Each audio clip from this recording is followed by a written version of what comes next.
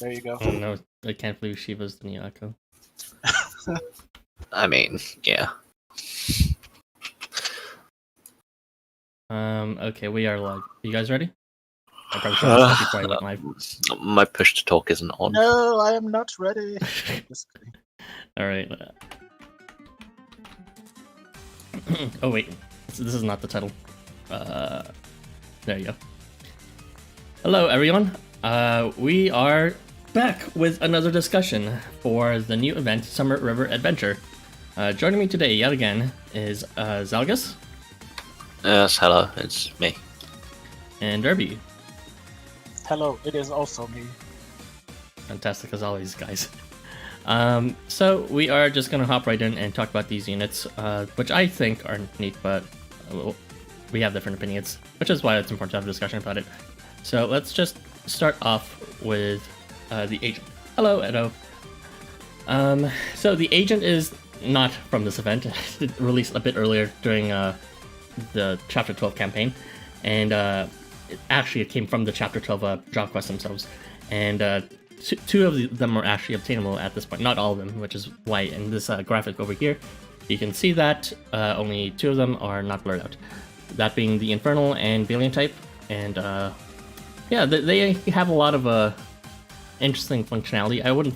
They're mobs, so again, I'm not sure if you'd actually bring them, but they inflict a very strong debuff of Doubt, which multiplies your damage by the enemy's damage by 0.1 times. So very close to essentially bestowing evasion at that point. And they also provide some auxiliary defense functions to the units with slash rings ahead of them. And they kind of distract the enemy away from themselves so that the column in front of them is motivated to be clear. Their main function actually is whenever they move, they scatter the units in their columns. So this unit might be a good choice if you want to disrupt column functionality. For example, in the Mystic Christmas quest, I believe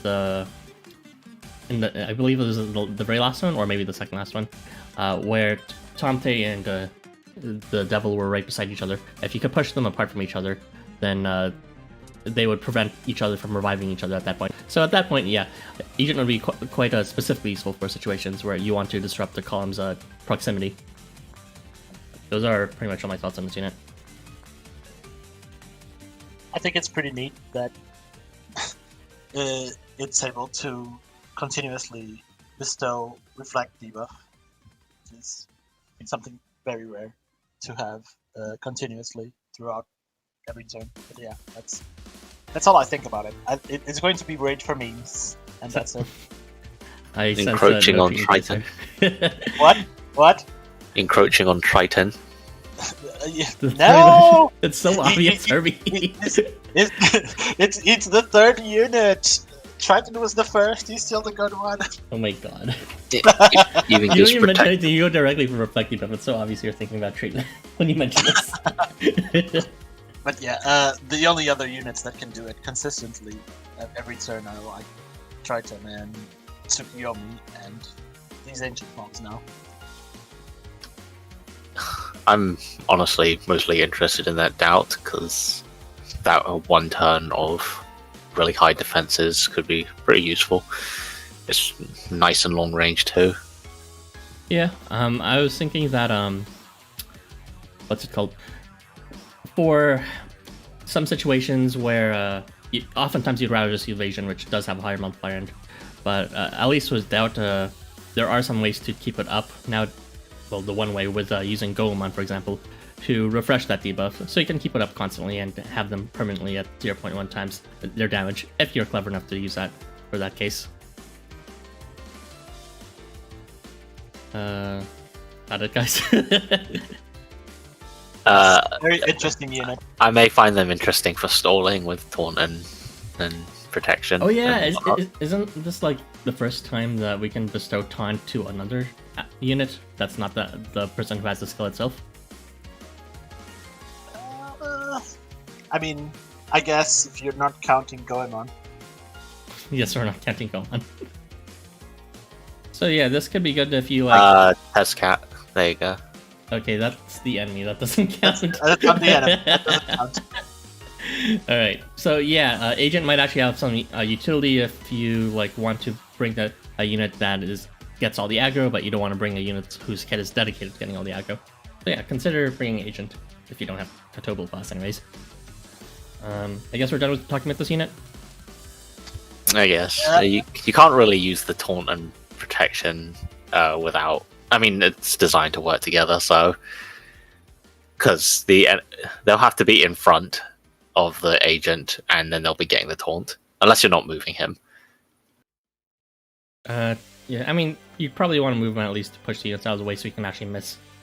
But besides that first move, once everyone else is someone else is taunted, they should be able to maintain that aggro and keep that column clear. Sounds about right, everyone? Are we done here? Yeah. We are done. Okay, Woohoo. I'll read out the comments. Hey, Mark. It's the first unit that you can do doubt on the second row, yeah? Second row or column. I mean, it's the first unit that can bestow taunt to anyone else, I believe. And in terms of doubt, there were two other units that can bestow doubt, right? There was Masanori as well as Fushi. And yes, him. And in both of those cases, they had like possession instead, or possession was doubt. So like usually they work in conjunction with each other, but in this case it's just doubt unless he got his charge, which is not gonna happen. I think it could be useful if you like, for example, you can't keep doubt up if you use Goemon for the other ones because he'll be refreshing possession instead. But again, it's probably better to like replace possession than doubt, anyways. I'm here. What did I miss? You missed nothing. We're talking about agents, so it's just a mob at this point. We're getting the easy out of the way. Hello, Xavier. So how has it been? Has it been explained why they have devices for heads? Maybe in chapter 12, but I have not read that, so I will just decline to answer. Okay, next up, Tajikarao, which I believe is handled by Zalgus. Yeah, that's right. Okay, good. Oh, let me actually start up the stream. God sucks. Okay, there we go. Now I can actually look at it while I'm doing it. So, Taji, he's got more than 5 stars on the banner, and first of all, let me say that his voice acting is completely different in this variant. It's really off-putting. It's like Not as I was testing him last night, and he sounds nothing like how he used to. It's terrible. Honestly, I couldn't remember it. It's very noticeable. Seriously? Also, Yeah. also, you can also notice that his hands are different. They are much smaller now. No, that was the best part of him. Yeah. The big Well, focus on his hands. Rip everyone who's into fisting, I guess. Yeah, right. So Taji, he mainly revolves around removing lots of buffs for everyone, including himself. Well, all of the enemies and himself. So he starts off pretty strong on phase 1, turn 1, with 3 attack buffs at all very high rates, 100% and 90%. So with all 3 attack buffs, he'll have a pretty high attacks, deal quite a lot of damage. His attack stat is fairly high, 5,600. If he attacks with all 3 buffs, he'll deal about 22k damage. However, whenever Taji gets hit, he will remove every single buff on himself, not the enemy. To go with that, he has a ability called non-buff strengthening, which turns him very tanky when he has no buffs at all. So this will be after he takes his first hit. So to help with that, he has tenacity on face start to reduce damage from the first hit, and then he becomes a bit tankier after that. Even with only 2 attack buffs, because attack up is only when appearing, so he will realistically not have that for phases past the first one. Even with only 2, he still deals about 10k on hit, so that's still pretty good. His main gimmick is to apply a new unremovable debuff called buff removal on hit, which makes it so that whenever the carrier is hit, they will lose a buff. Now, I did some testing with this, and it was kind of weird. It seems like the skill level of buff removal, because it's actually a skill. Oh, yeah, I was wondering, go ahead. I was wondering about this. It seems like the skill level of buff removal on hit is actually dependent on the enemy. The reason I think this is because so I was testing against Mecha Man, and my god, this was annoying to test because Taji kept CSing. I'll talk about that more later. And sometimes when I hit them, I would see them trigger Tenacity, and then they would remove the buff. However, most of the time, I hit them, they trigger Tenacity, and they don't remove the buff, and I deal reduced damage. So I think the percentage chance, because they're actually acquiring a skill, so I think the percentage chance is based on the enemy, so it will be unlikely to ever actually be 100% remove buff, which is bizarre. I mean, it makes kind of sense in terms of it's an additional skill to their kit, right?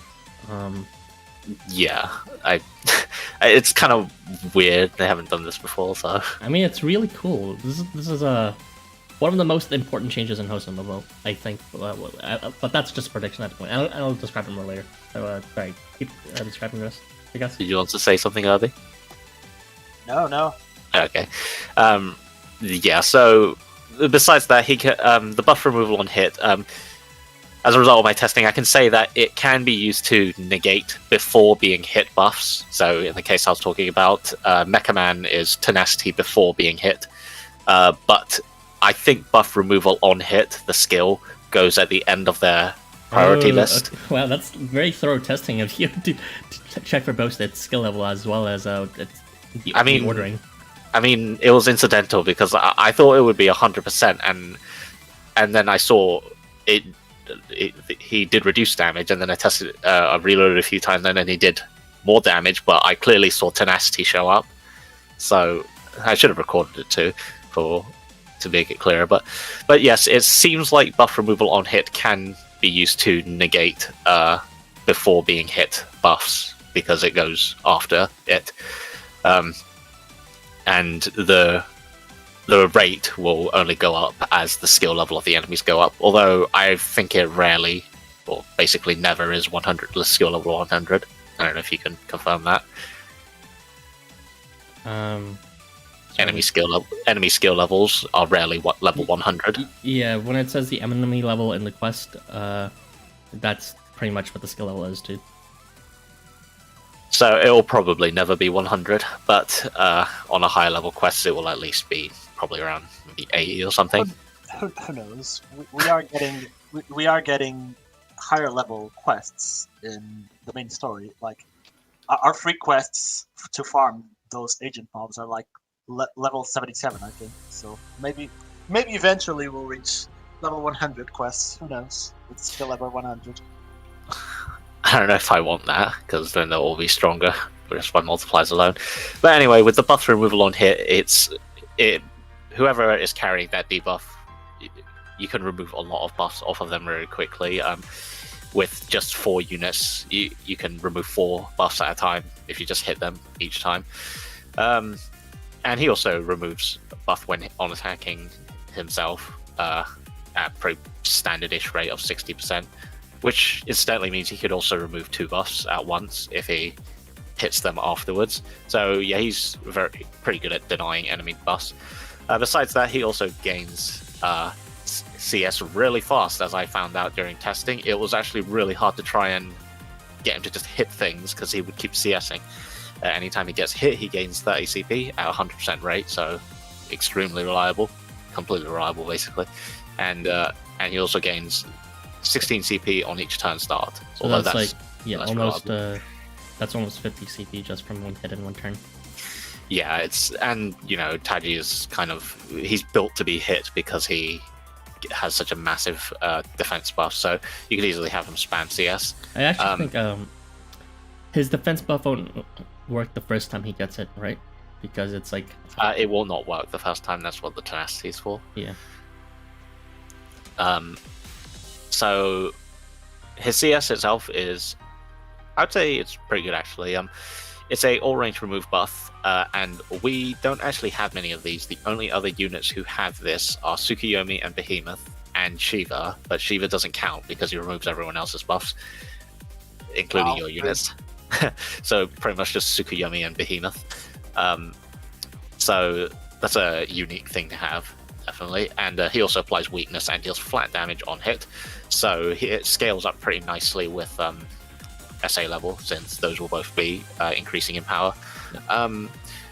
If you have SA1 and you have 2 buffs, so Brawn and Vigor, if you can time it like that, which is not entirely out of the question since he gains so much CP and Turnstile CP, then you'll deal about 18k damage, which is pretty good for an all-range CS. I mean, you can further power it up with more buffs, but I don't think I really need to talk about that. As for synergies, since he is all about buff removing, I think Nightmare Kuniyoshi is actually pretty good. For those of you who don't remember what his Evo is, he got recently, it's non-debuff weakening.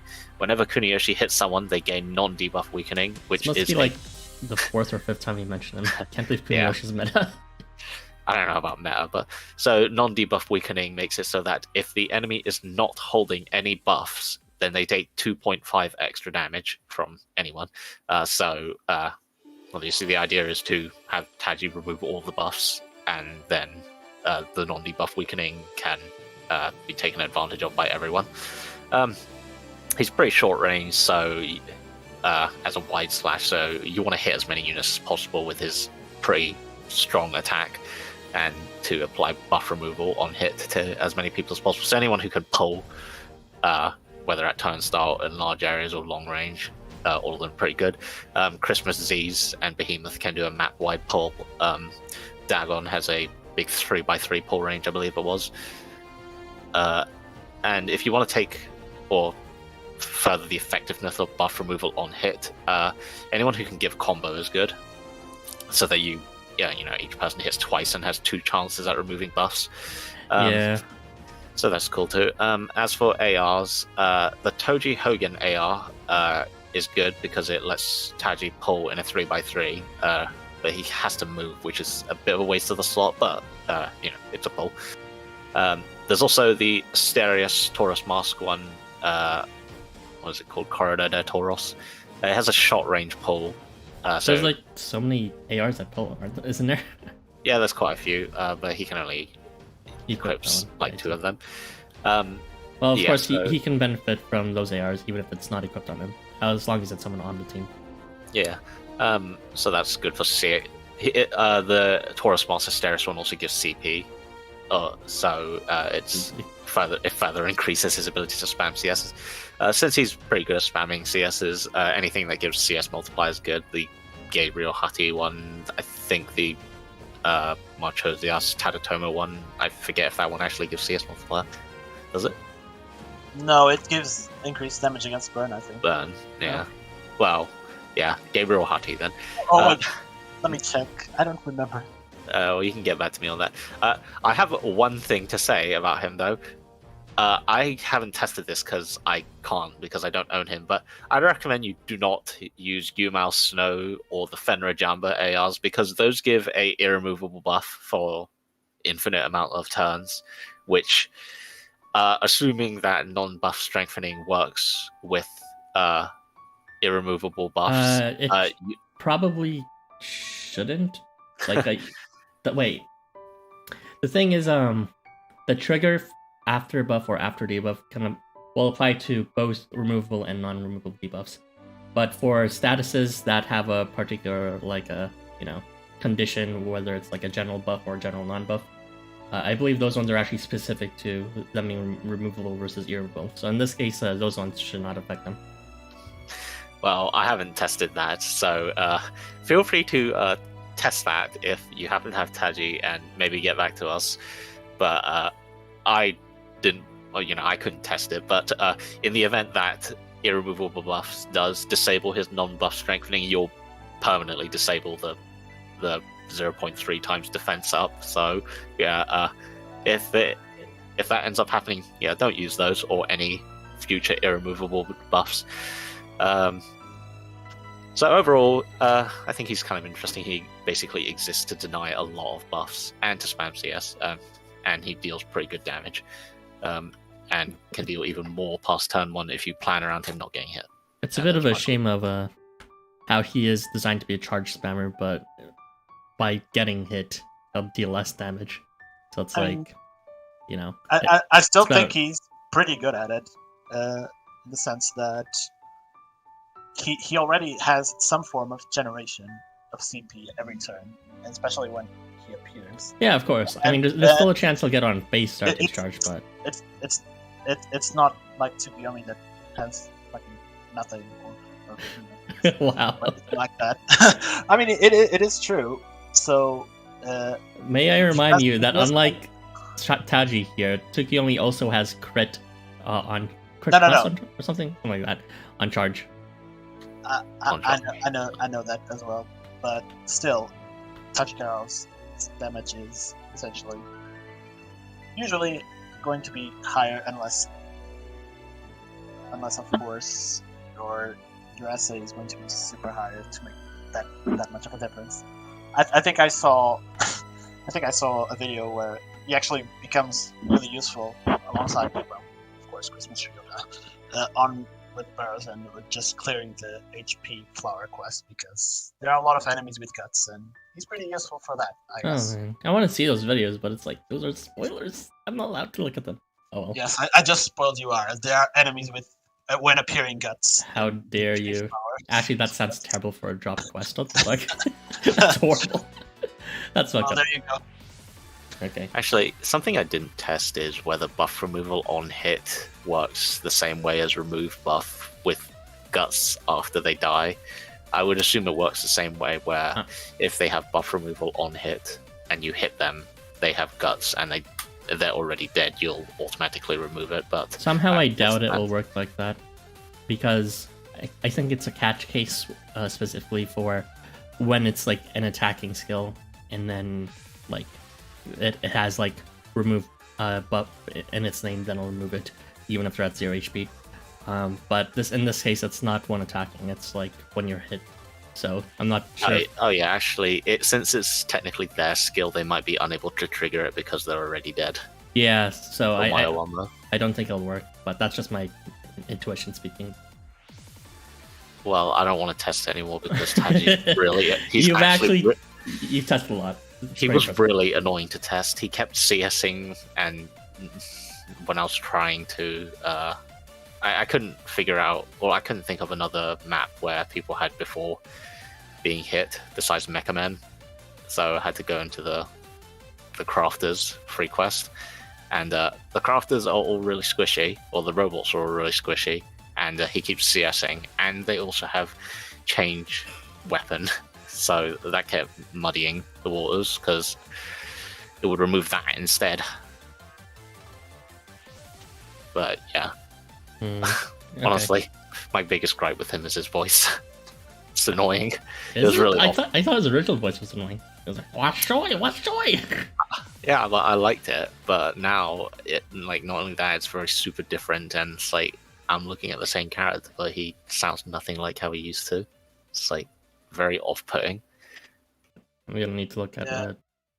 I'm gonna need to check his voice later, because like I did not notice it the first time. I thought it was fine. Just compare his skill activation Washoi to his CS on his new variant. It's terrible. I would if like I actually turned off AR voices ever, but I never do. Okay, I guess we're mostly done talking about this. I just like to make one more comment that's not really directly related to Tachi, but about this new paradigm of having a status that points to a skill. This is brand new, fundamentally, from just having a status that modifies or is conditional. This actually opens up the gates to a lot of things in the future for things that weren't possible before. In terms of, they give them an entirely new skill as a status, which means that you can make the enemy behave in ways that they normally wouldn't, or make your allies behave in ways that they normally wouldn't, besides just amplifying their damage or reducing their damage or denying them to do something. So one example of this is, you know how like Leek's what's called Sacred Artifact in lore lets him get the powers of his allies who dies and all that? Yes. Alright. Well, that wasn't really possible to implement in the game because of just the way how limited statuses were before. But now with something like this, I could imagine them giving him a skill evolution where something like that can be implemented. Something like phase start, give all allies some sort of buff that then points to a skill, which then gives them like that skill when they die. They give everyone a status back again as they leave, and with that status present with another status that Leaked has, in addition to that, as a conditional, Leaked will get like a huge damage buff or something like that. So it's like extremely complicated that wouldn't normally be possible, but like team dynamics like that is now enabled because of this new paradigm, and I'm really interested to see where LifeWonders takes it from here. No, Ara, this doesn't mean Leaked is getting a skill evolution. No. Let me dream. Let me dream. No CS evolution. Okay. Yeah. I can't believe you guys. Okay, you can read out the comments, August. Where were we? The last one was about Agent, but I didn't read it. The heads. It's probably, something about mass media. it probably starts at Tali the Bulge of the event or something like that. Yeah, read. that's like mass media ops. That's the one I didn't read. Taddy, the bugle of the event. Sure. Normal big yaoi hands, yeah. That's a Sag. Taddy visual sound update. Everyone disliked that. Yeah, I think everyone noticed it except you, Hara. I mean, like, his voice was noticeable enough. The fact that I didn't notice this time was like a plus for me. I like Taddy's square head. Yeah, he's got a very distinctive head shape. Summer Akashi. Yeah, he does look like Akashi. I saw some meme image about that, comparing the two. I prefer Summer Shenong, honestly. Yeah, Shenong does. I mean, they're kind of different purposes. Shenong's basically just for absolutely massive damage, and Taji's more about just removing all the buffs. But hello, I like the sun in the back as a halo. Oh, yeah, it is similar to the. I guess it is like a halo. I don't know or what it would be called. But the other transients from Takamagahara. Or whatever. Sun Disk, yeah. Or clouds or whatever, I don't know. The best part of Summer Tajikarao is the art and the bugle. Yes. Taji is a threat to Summer VSM Tigre, really? Don't they like function completely differently, or are you talking about against each other? I mean against each other. Oh probably. yeah, I guess guts. Yeah, because guts, and he would remove the guts and the taunt. So yeah, that's true. Disgusting. Well, honestly, I don't know if we'll ever see VSM Hombre again until his event again. I mean, you like him, so he might use them for a challenge quest one day. He was immune to remove buff anyway on the challenge quest, if you remember it. But would it work if he did it to himself? He was supposed to be immune to remove buff on the challenge quest, but like, wasn't he like bugged out or something? His skill rates were bugged, yeah, so he didn't get the plus 50. It was the skill rates, but they fixed it later. Yeah, later. Like super later. I recorded that video super late too, and it wasn't fixed then. Excellent LifeWonders. But seriously, he's a CS spam monster. The worst part is it's hard to keep him buffed up so he deals good damage to tanks and tanks better. Yeah, he's kind of. I mean, you can have him just spam CS, you can like have him hide in the back, but obviously his fastest method of charging is by getting hit, and then he'll remove all of his buffs. So, you know, if you want to take advantage of his damage, then consider bringing some sort of damage buffer so that you can buff his damage before he CSs. But you know, then be careful because. But yeah, then be careful because you will lose his defensive buff until he gets hit again. So you'll make him flimsy for that turn. I give him a B+.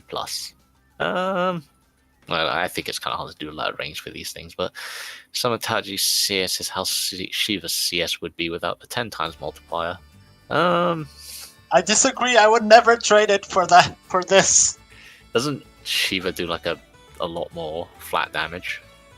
Yeah. Yeah, it's like he also removes his own. Okay, yeah.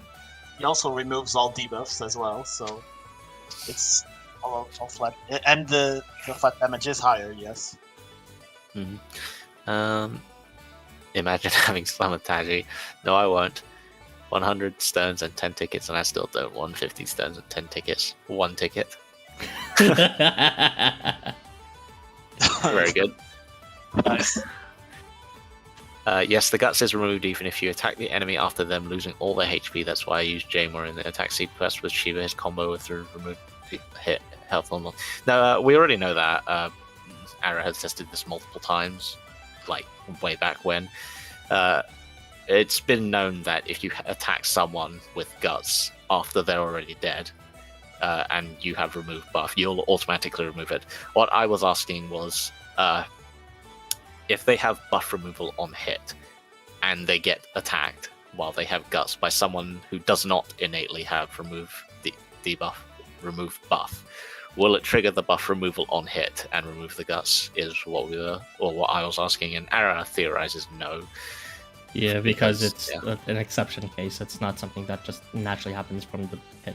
There's actually just like a different branch of code that happens for when it's also how people with spread buffs. Yeah. That shit doesn't make sense until you realize that's how their branching works. That's very insensitive to things like that. Yeah, I am under the impression that it will probably not work like that, actually, because it's their own skill. Well, it is the skill of the person who is dead. So, and they stop triggering, like other before being hit stuff. So, I don't see why this one would be any different. I never have voices on. I never have AR voices on either. August with Musashi AR is better than limited Taji. What does that one do? August. Oh, August, the character, not like August in an AR. Non-ranged guy that is long slash, except when he moves. An evasion behind him, and he has crit and brawn or something. So he's just a damage dealer until you move him. Yeah. That's remove buffing. The Musashi AR is for removing buffs on hit, right? Yeah, but it's super low. Yeah, okay. Just use them when they're dead. I can't believe I fell for his default 5-star banner bait. Was that recent? Yeah, it was recently. The summer festival banner was up, I think. Just pull him on one month ago or something. I have him on both my accounts. I too dream of a skill Evo for Marcher. Didn't he already get one? The winged. Yeah. Hard winged. Wingard Leviosa. Yes, Wingardium Leviosa. This is a give and take unit. That's why I said it's hard to buff them up. How do I turn on off AR voices? In battle, it's at the top. In the top left, there's a little switch that says AR sound or something. You just click that and it'll disable the sounds and it'll play the normal CS voices. Hello, Brian. Hello, Brian. And let's move on to the next one. That was a lot of comments. All right. Yeah. A far cry from our last stream on Thursday. Yeah, not all of them can be all just a few ARs. All right, Irby, you're up with Shiva. All right, okay. It's time to talk about the worst Shiva. No, I'm just kidding. Or am I? All right. Shiva is basically a very high attack unit, just like his regular 5-star. Holy shit! Look at that attack. That's the highest attack in the game. I'm pretty sure. No, it's not. It's not. Fashion Warkan has more. And no, I'm pretty sure this is the highest attack because what's it called? Oh wait, no, you're right. Fashion Warkan won't have the highest. Never mind. Yeah, they're still highest, but the cool thing is that he's blow range, except he changes to all range when he appears. So unfortunately, you won't be able to do blow range memes with this until it runs off or you remove it somehow in some way. But his main thing is actually constantly changing to all range and attacking from all range normally. The problem with this is that to get his weapon change back again, he needs to CS on blow range, and he has no way to attack right after that CS because he doesn't have access to combo. He deals with all his buffs. He basically deals 6k damage to the entire board with the burn exploitation and the damage. It's not that much apparently because fucking the attack bonus in this stupid event. Yeah, has led me. You might be noticing higher values in this event, but no, it's all a lie. It's the event fooling you to believe that he deals more damage than he actually does. but yeah, I talked about burn, I talked about limit, but I didn't talk about how, like I said. Basically, he needs to move to apply burn on a 3v3 radius. And he's going to deal 5 times damage against burn, which is a lot. It's essentially to compensate for the ridiculously gimped weapon range all modifier.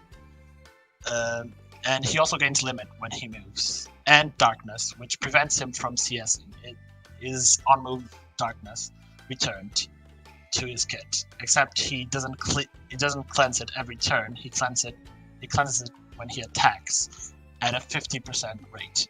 So you're basically going to be gambling on how to remove this darkness. So sometimes you're going to remove it, some other times you're not going to remove it. It's not something you're going to actually be able to control unless you have a big board of enemies. That it's pretty high rate if you get a lot of enemies. With that said, for the same reason, maybe Shiva's not the best choice to bring when there's few enemies. Yeah, he also has darkness strengthening, but that slightly increases his attack, but it's so minimal, and he'll also lose his darkness if he's attacking all range very quickly. So I don't think it's even worth mentioning. It's like the darkness strengthening is basically almost the same multiplier as anger for something like that. And it's just to cancel it out. It's just to cancel the darkness attack down. But yeah, he also charges his CP very, very fast, especially since he's going to attack on all range. He's going to charge up his CP very fast. So if you're attacking a big board of enemies, chances are the next turn you will have his CS ready to use. So that's pretty neat. It allows him to quickly regain his weapon change all whenever you want, because you can just move him to grant him the darkness, and then he's going to be removed, assuming you still have a big board of enemies, and then he's going to weapon change all again. I honestly recommend pairing him up with units with combo just to fix this issue, because just to get 3 turns instead of 2. Yeah, basically he doesn't do that much damage anyway, so it's like gonna reduce his damage. He has a big issue, which is when he CSs, you're going to not be able to clear the board. He's going to have to be a blow rage unit, and while he's going to deal a lot of damage to one unit, it's still only one unit. I mean, apparently it doesn't even do that much damage in the first place. It's like scale only. No, in blow range. Yeah, in blow range, of course it's gonna do a lot, but in blow range it's going to do actually a lot of damage. With his high attack, since he doesn't have the weapon change multiplier and all that shit, he's going to deal a lot of damage in blow range. He also has something that I didn't mention yet, which is that he applies charm whenever units hit him at a super low rate, and he deals 4 times damage against enemies with charm. So if you manage to get units with charm, really, but it's honestly probably it's strong, easier to but it's kind of a bonus in terms of his own charm rate is a poo. It's a bonus, but it's also, you're probably better off just attack buffing him than bringing him with units with charm. Yeah, like there's actually more units that can more reliably give him crit than inflict enemy charm. But the biggest thing here that isn't actually big is that he gained the new status, the charm resistant, which basically allows him to every phase start grant immunity to resistance to charm to the allies in the entire board for 4 turns. So that's pretty neat. This is the first time we have this sort of status that prevents a particular status set. Yeah, the only reason it's possible, because again, it's not actually like the status itself, rather it's pointing to a skill that just gives them the ability to make them resistant shard. Previously there was no specificity with buffs like that, but now they're able to remove it as such, which is cool. Yeah, that is pretty neat. So yeah, that is pretty much his purpose so far. He can be used as an all range clearer, but he's going to have downtimes of between 3 and 3 turns. On the first time, 2 turns because his weapon chain is appearing. So that's why I kind of recommend pairing him up with units with combos, just so he can continue charging. He can continue charging even beyond his CS. I also recommend bringing him with units that can bestow buffs to him, because he's going to need a lot of buffs. And thank goodness he does have that burn multiplier, because that means that he can actually stack quite nicely with a lot of attack buffs. There's not very many units that can inflict burn that effectively though. Like there's like No, Kasuga if he misses, but then it's There like- aren't, but he already Kind of. applies it. He already applies it quite well. I mean, Well, he has you to can, move. you can. He has to move, but he still gains damage, and you can equip him with you can put him in teams with passive attack buffers, like for instance Festival Maruharu, or for instance like Arachne. Arachne. Yes, that is on this banner. Can you imagine if a unit comes out with Or- fucking... Or Fashion Amatsumara, something like that. Can you imagine there if a unit finally came out with stackable burn? Yeah, this is. If a unit comes out with stackable burn, I mean, he's going to destroy the board. He managed to put lots of burn stats on it. It's just. Well, maybe they'll learn their lesson and not give them like the thing that they gave to Shenlong, where it was bugged so that it inflicts every single stack at once. Yeah, I'm pretty sure it wasn't supposed to do that, but they kept it anyways. I mean, it would probably be seen as a nerf because they left it for so long. So, and Yeah. that's a no-no in most gachas. It's definitely was intended to be like individually given per turn, depending on turn, but it seems like they like implicitly just gave up on it because if you read the English translation, it just says inflict all 5 at the same time. So it's like Yeah. The technology They is have not there. accepted. The technology was not there, but yeah.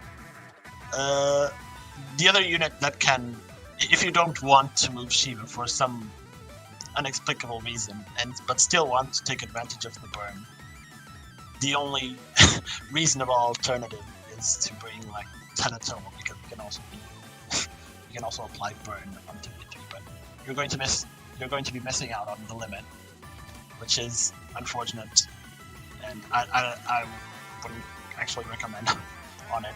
Personally, I think it's best to just move him and get it over with. He can equip a lot of ARs though, which is pretty neat. He can equip, for instance, the newest AR with Amarga and Arsenal, which can make him penetrate all defense buffs, all common defense buffs at least. yeah, Which is pretty neat to have on all range. That is pretty neat. He can also equip the Naja and Tetsuok's AR, which is going to almost 100% give him extended movement. extended movement, and its Yeah, acceleration, good point. which isn't important, but having extended movement on a unit that requires movement is a very good asset to have. And he can also equip the Ben 10 into your AR. If you want to go the flat damage route for Oh my whatever God. reason with him, like Echo If or you want to something play like with regular Shiva but only have this, you can equip the Benton. I think it's also neat because he is a movement heavy unit, so having immunity to blowback and stuff like that is also pretty neat. And if you want to really gamble with things, you can equip him with the Seth and Gangly AR, which inflicts charm, which he actually deals extra damage against. Oh yeah, that's right. It is very low rate, but it is going to significantly increase his damage. And you don't have to wait to be hit either. So wow. Yeah, it is a pretty neat AR to have, and that I fortunately do have as well. So I guess you'll have to replace Triton in your water slot now. never. But yeah, I think he's a pretty neat unit because I think he's like the first unit that has access to weapon change all so easily without being restricted to, oh, we have to bring him with Summer Shenong or equip this specific AR or have to be hit or have to CS, something like that. No, he immediately starts with weapon change all. Yeah, it's not a CS. It's just it's clear that change all. Shiva is like a cheeky kind of kit where it's like, you know, instead of he kind of stands in face of the current way of the landscape of this game where it's just all range charges ever. He's just like, my strongest attack is my regular attack, and then it's actually a downside when I charge. Which is so weird. It's actually really weird to play with Shiva. My brain can't wrap itself around it. It's just like in addition to having to move him, you also have to like not to move him when on the turn that you want him to charge, because if you move him, then he's not going to be able to charge because of darkness. So because of that, he may also be good with a unit that can ferry him around to actually reach his blow range to make contact with another enemy. So it's just a weird balance of, you know, you don't want to move him, but you do want to move him, and he does damage, but it's not his charge, and then his charge is like reset it, but it's hard to hit, and my brain is shriveling just thinking of it. Personally, I think is going to be neat. He would be very neat if there were a lot of more passive attack buffers than they are right now in the game. Unfortunately, they aren't a lot for good reason. But I think every time we get a new movement unit, we always complain that there aren't enough passive attack buffers, even though they've been trying to add stuff like Arachne is existing now. Yeah, Arachne. Yeah, I guess you can equip him with Yoritomo, but which does give vigor, but also Yoritomo also gives limit, which kind of conflicts a bit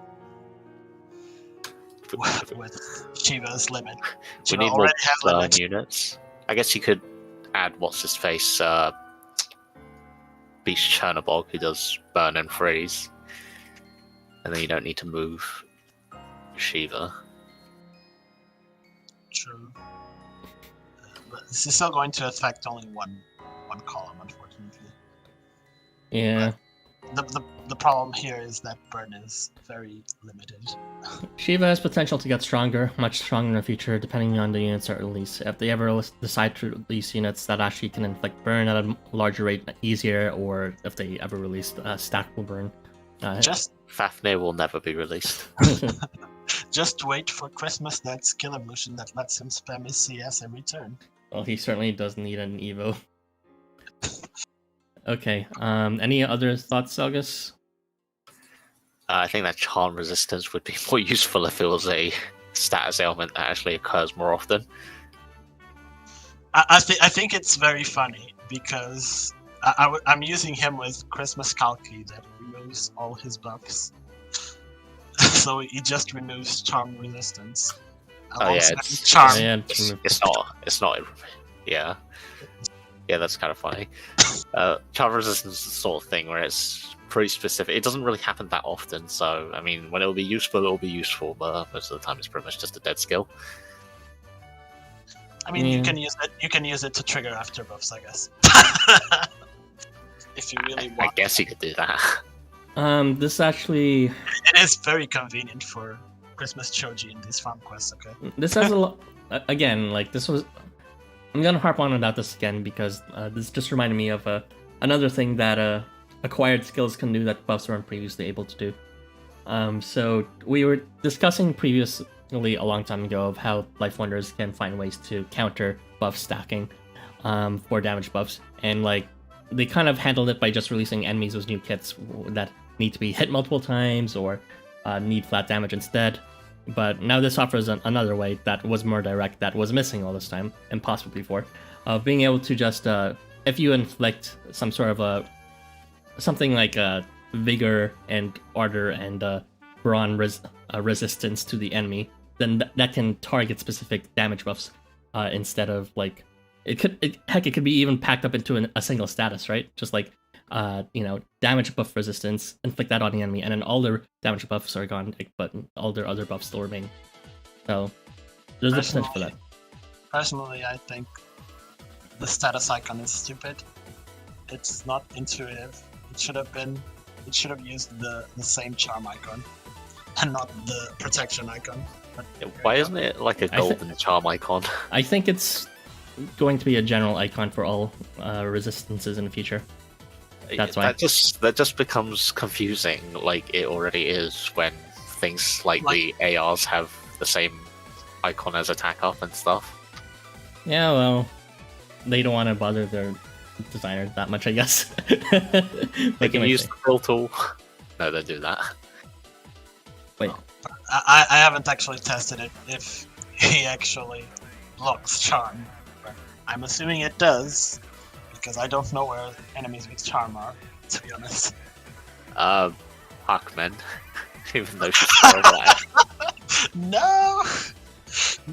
Hakuman with skill level 20 something. Let's go. I'm actually not sure if just applying this status in itself will remove charm. I know it says it removes charm, but the condition of status resistance is it removes a particular status once they receive any status. So I'm not sure if receiving a status counts as a trigger for them to start removing charm, but keep that in mind. It might not actually remove charm until another buff comes for status. We can wait until Christmas 1 reruns. I guess. Okay, we have talked enough about this. Go ahead and read the comments, Irby. Irby? Let's see, where did we stop last time? Did we stop at hi guys? It feels like we stopped at hi guys. Yes. Hi guys. Finally got him in 50 multis. Don't say bad things about him. Too bad, already did. 50? Yeah, that is a lot of multis. Are you sure you didn't accidentally clear the whole Housamo pool with those? Didn't you just well for Yota? Jesus Christ. In your bottomless wallet pit. Shiva, the one unit that keeps coming at me. SA 21 on both 5 stars. Nice. Alp Shiva real. No, never use Alp. He didn't get Evo. That's because he's perfectly fine right now. By the way, thank you everyone for starting the stream earlier before the weekly missions reset. I can take my time watching it. You can thank Herbie for that. Yeah, I actually needed it to be earlier, and thanks for reminding me as well, because I haven't finished my weeklies yet. Oh no, hurry! I need to do the 5 dailies! I didn't want Shiva, but he came on my first ticket. That is not too bad. I mean, first ticket, that is one of the best outcomes, even if you didn't want them. But yeah, good luck getting who you want with the next tickets. Seems like we all got Shiva while pulling for other units. Shiva needs to move too much and can't work with Lianan. The world does not revolve around Lianan. Yeah, pretty much. Not me, sadly. Shiva is never meant to be with Miss Kawaii. I was looking for Arachne, Shiva, or Jugo, and ended up getting Thunderbird and Taji. I mean, yeah, you got some units, that's decent. Yeah, they're all pretty alright. I mean, yeah, you got Taji. Thunderbird erasure. Unfortunately, you got Thunderbird. You guys are saying darkness so much. I could have sworn I was watching a Kingdom Hearts video. I mean, Shiva is the master of darkness. The darkness threatens them. A lot of darkness involving Shiva. Shiva's best friend is Fire Mobster. I mean, yeah, I actually wish we could use mobsters here for bonus, but unfortunately we can't use mobsters here. Even though they clearly do have summer skins, they don't give bonus. Mobs don't have equal rights in Tokyo. They're lesser citizens. That would have been so good to just have both mobsters and give combo to both Shivas and then blow up the phase 3, but LifeWonders said no. It would also make it easier to fulfill requirements for the ARs. Yeah, as well. That would be a big thing. And I could finally fit the 4-star dog in the team. Summer Shiva tries to make up for the demerits of his permanent. I mean, not really. I personally don't agree with this, but the fact that you have to keep moving him makes him complicated to use. I would agree with that, yeah. I was just like, do I move him or do I not move him? I don't agree with the first sentence, but I agree with the second part of the sentence.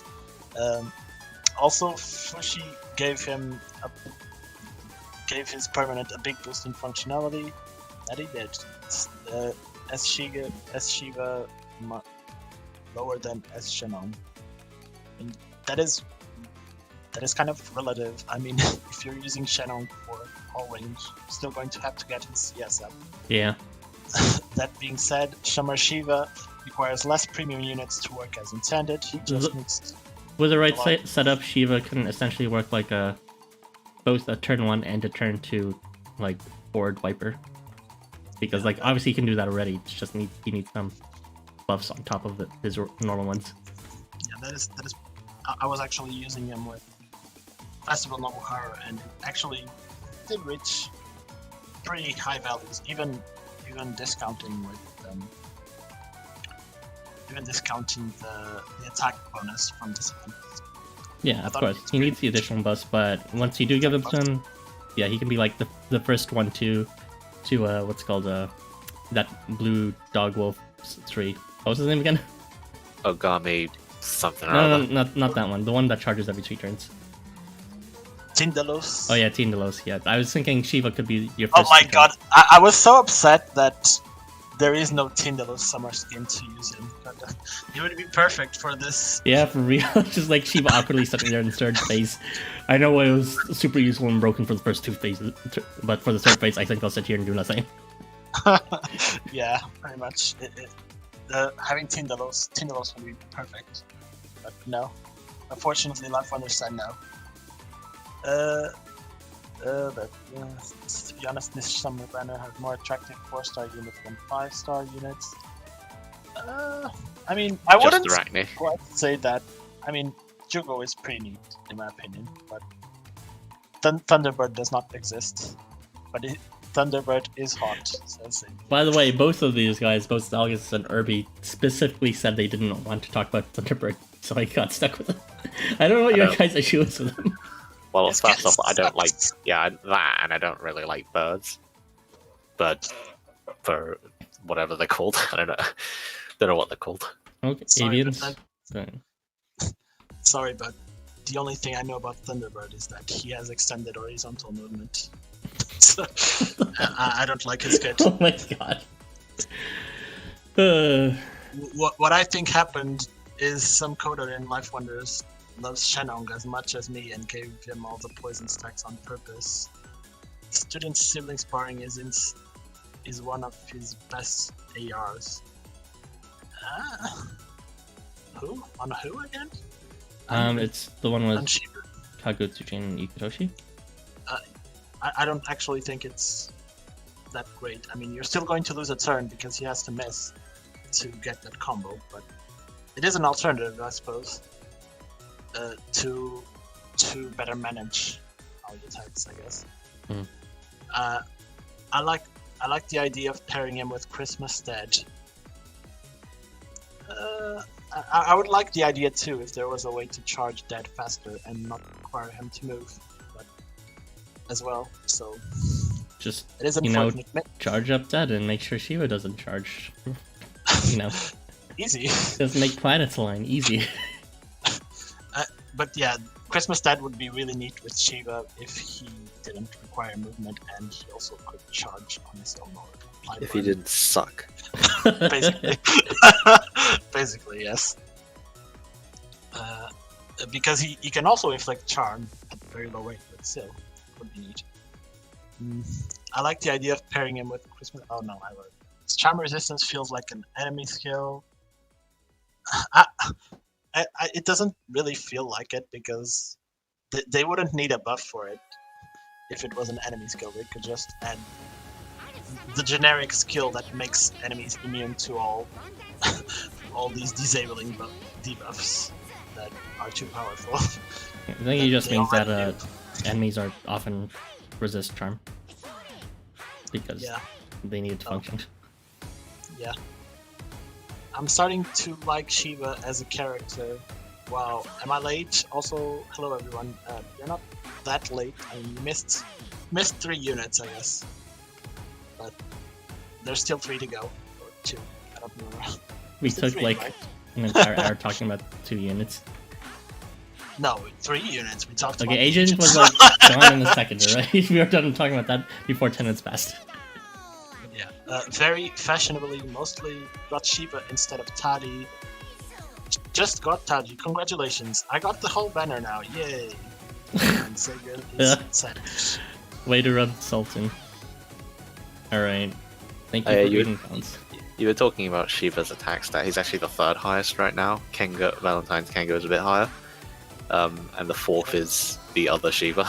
Yeah, when you see 9k in the wiki, that's when, you know, it's like a top 5 unit at that point in terms of attack stat. Yeah, but the other Shiva is 8,999. Yeah, and therefore It's close. he gets nothing. Alright, let's just move on to the next unit, alright? Who's the next unit? It's Thunderbird, isn't it? It's the one everyone liked so much that they decided that they wanted to share him with me. Disgusting. Okay, we are now going to talk about Thunderbird. Thunderbird is a corraler, so he just kind of lassos people into place and inflicts debuffs on them. Let's just go directly into the graphic. I thought you said you. What did you think I said? I thought you said you didn't make one. I didn't make one for Agent. His rages were complicated too, but unfortunately I couldn't make them. This one actually took me like 3 hours to make because I was distracted for part of those 3 hours. But yeah.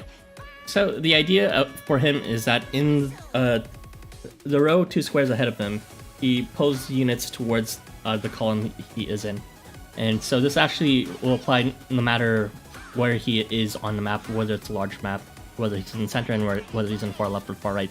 They will be pulled towards this column, which is neat, I think. So you don't have to worry about them being like too far, at least horizontally.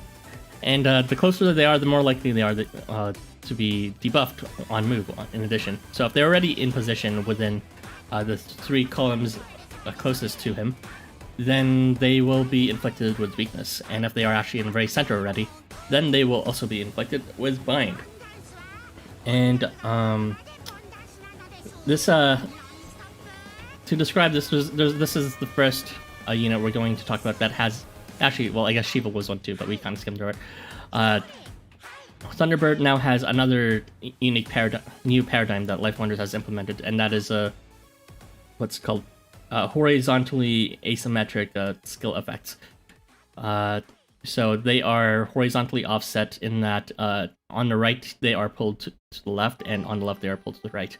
That normally wasn't actually possible previously, and so we should get some more interesting kits out of this as a result. I'm very interested to see where LifeWonders takes us. Of course, it's not as interesting to me as the whole acquired skill status thing, but this also opens up a lot of possibilities for sure. Alright, so moving on to the fact that he is a damage dealer.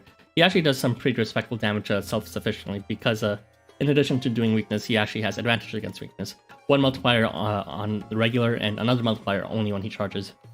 He also has a phase start charge, a phase start crit, so that actually amplifies his damage more, and if you can time it properly, if you have crit up as well as weakness on move, and you have your charge ready on that phase start, then you can actually do 170,000 damage per square to the 3 target squares in that range.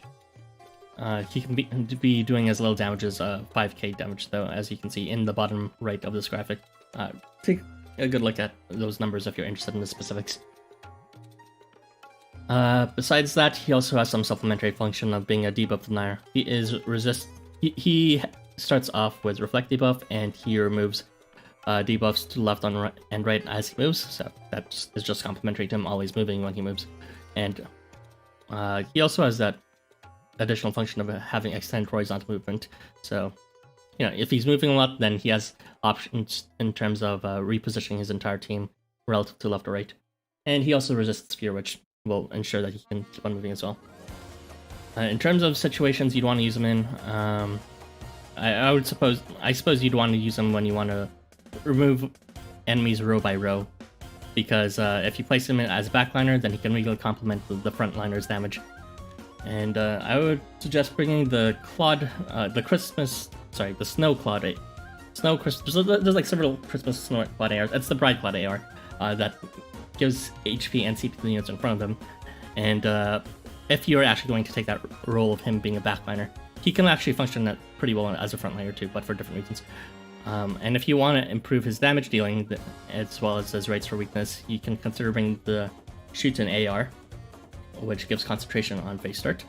And in addition to that, if you want him to take advantage of his charge more, which does a lot more damage because of that second weakness advantage, you can also consider bringing the leaked Benten Kuniyoshi Leaked is Dying AR, because that gives CP on face start, as well as the Anvari Kotaro AR, which gives CP on move a massive amount.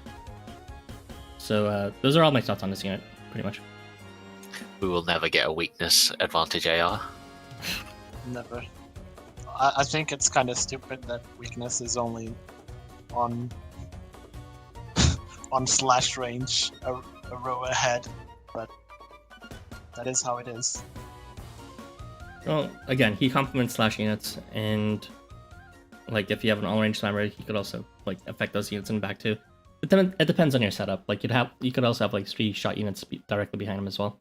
But at that point, you're not using his debuff denier role. I don't really have anything to say about this because you pretty much explained everything pretty well. Guys, gotta try. He talked for ages about Shiva and fucking Tajikarao. You can't just start off with I have nothing to say about I mean, this. because they were assigned for us. To be fair, it is a very simple kit as well.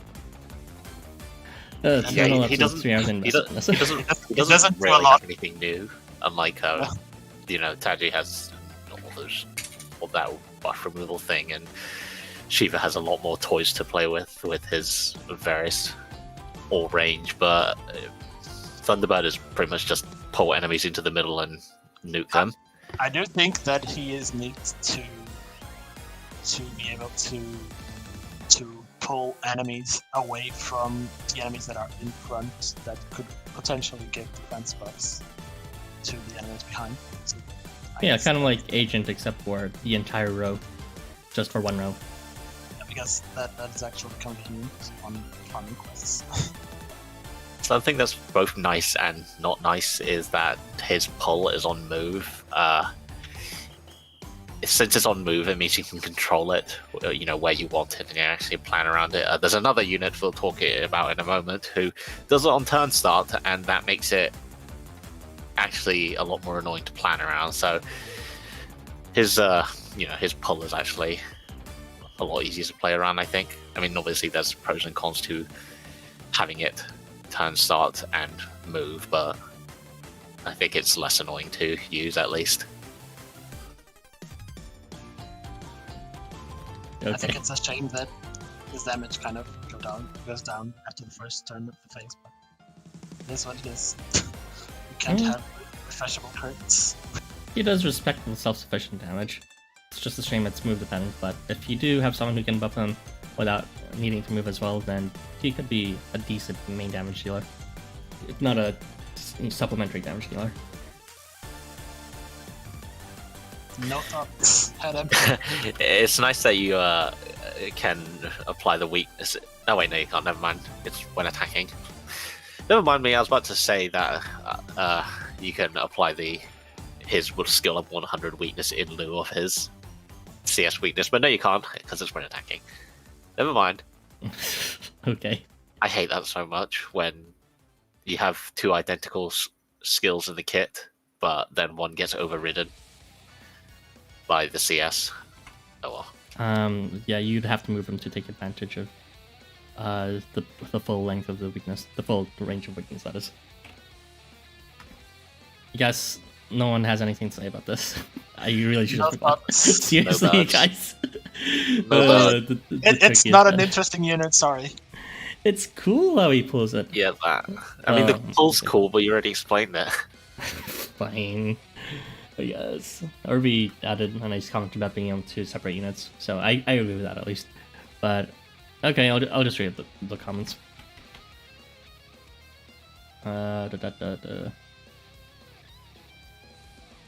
Fashionably, mostly late. Got Shiva instead of Taji. I have already read this.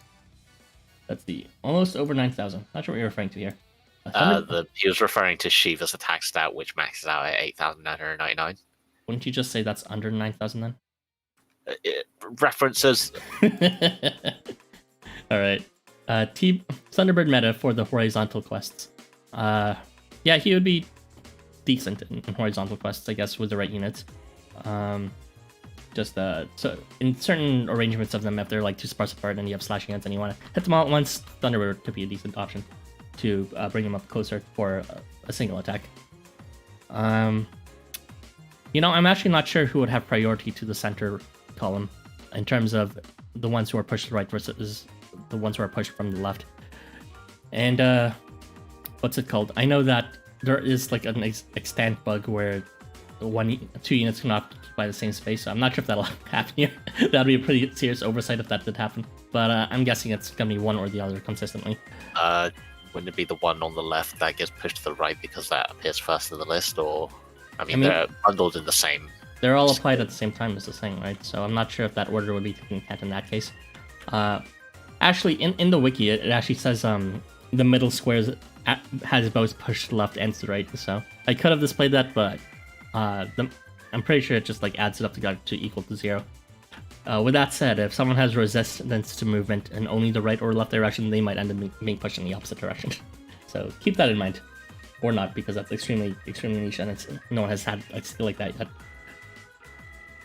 But yeah, Thunderbird is amazing for farming wide maps, since you don't need to space your other teammates around to cover the far top corners.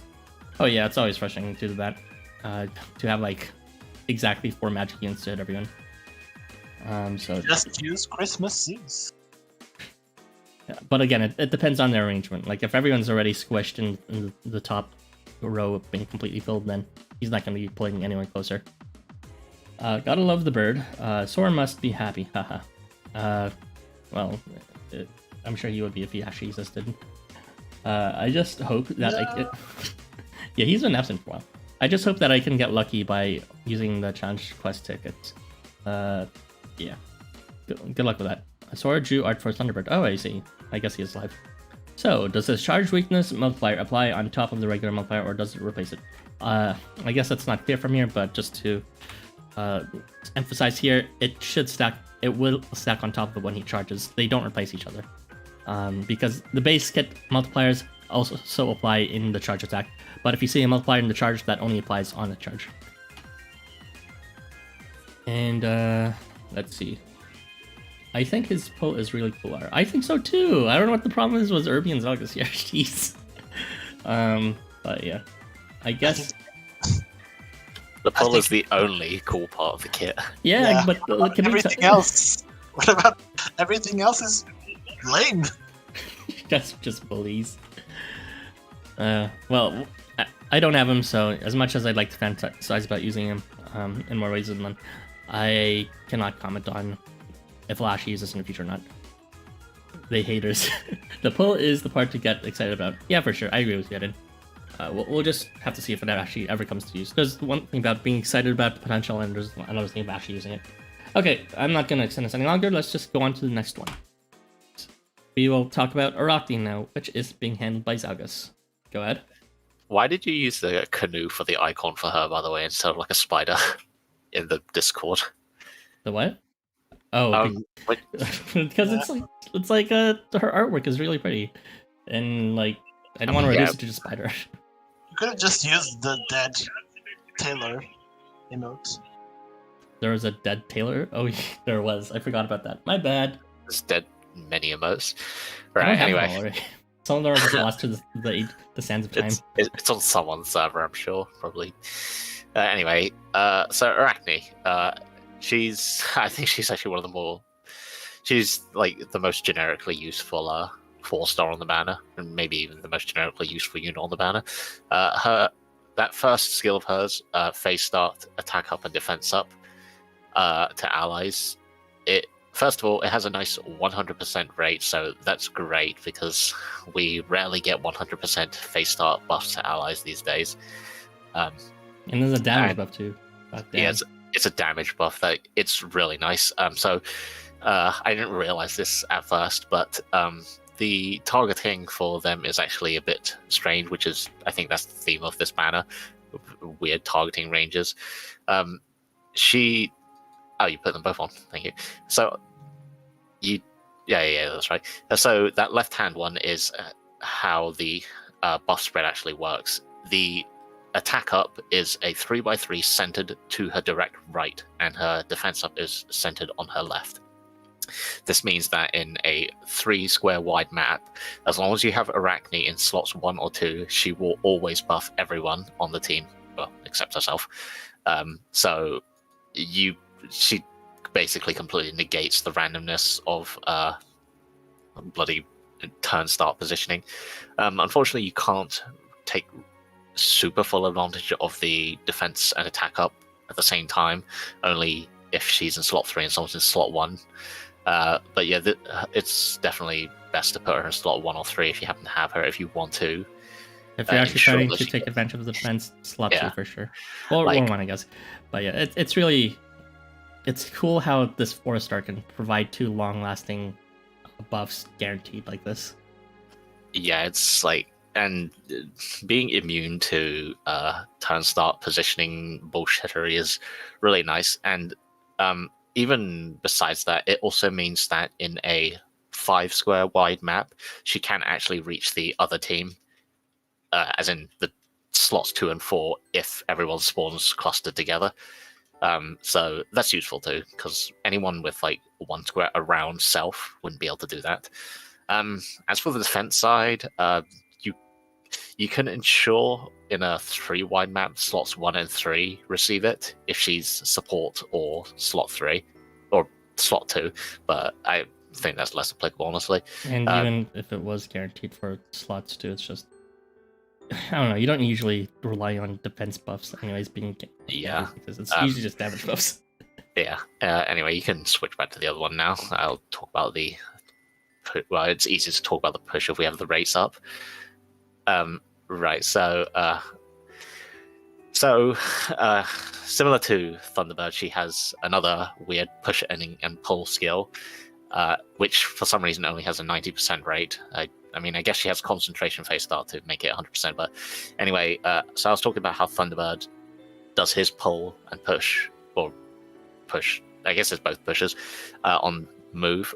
Yes, well, Arachne does it on turn start, which makes it a bit annoying to control. So the AoEs that she does it in are 2 3x3 squares on her left and her right. On the left-hand side, she will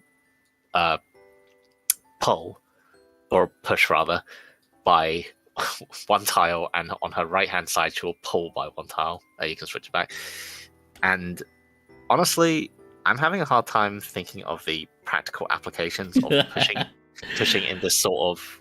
Yeah, I was just sort of. I was like mentioning how, like, I remember when I was mentioning how it was just like I was so happy about like her attack buff being guaranteed, and then Milk comes out and he comes out and he's like, yeah, I'm really happy for like also for these like pulls that could be cool. And I'm just like, I didn't say anything because like I don't see myself using this ever or with these pulls.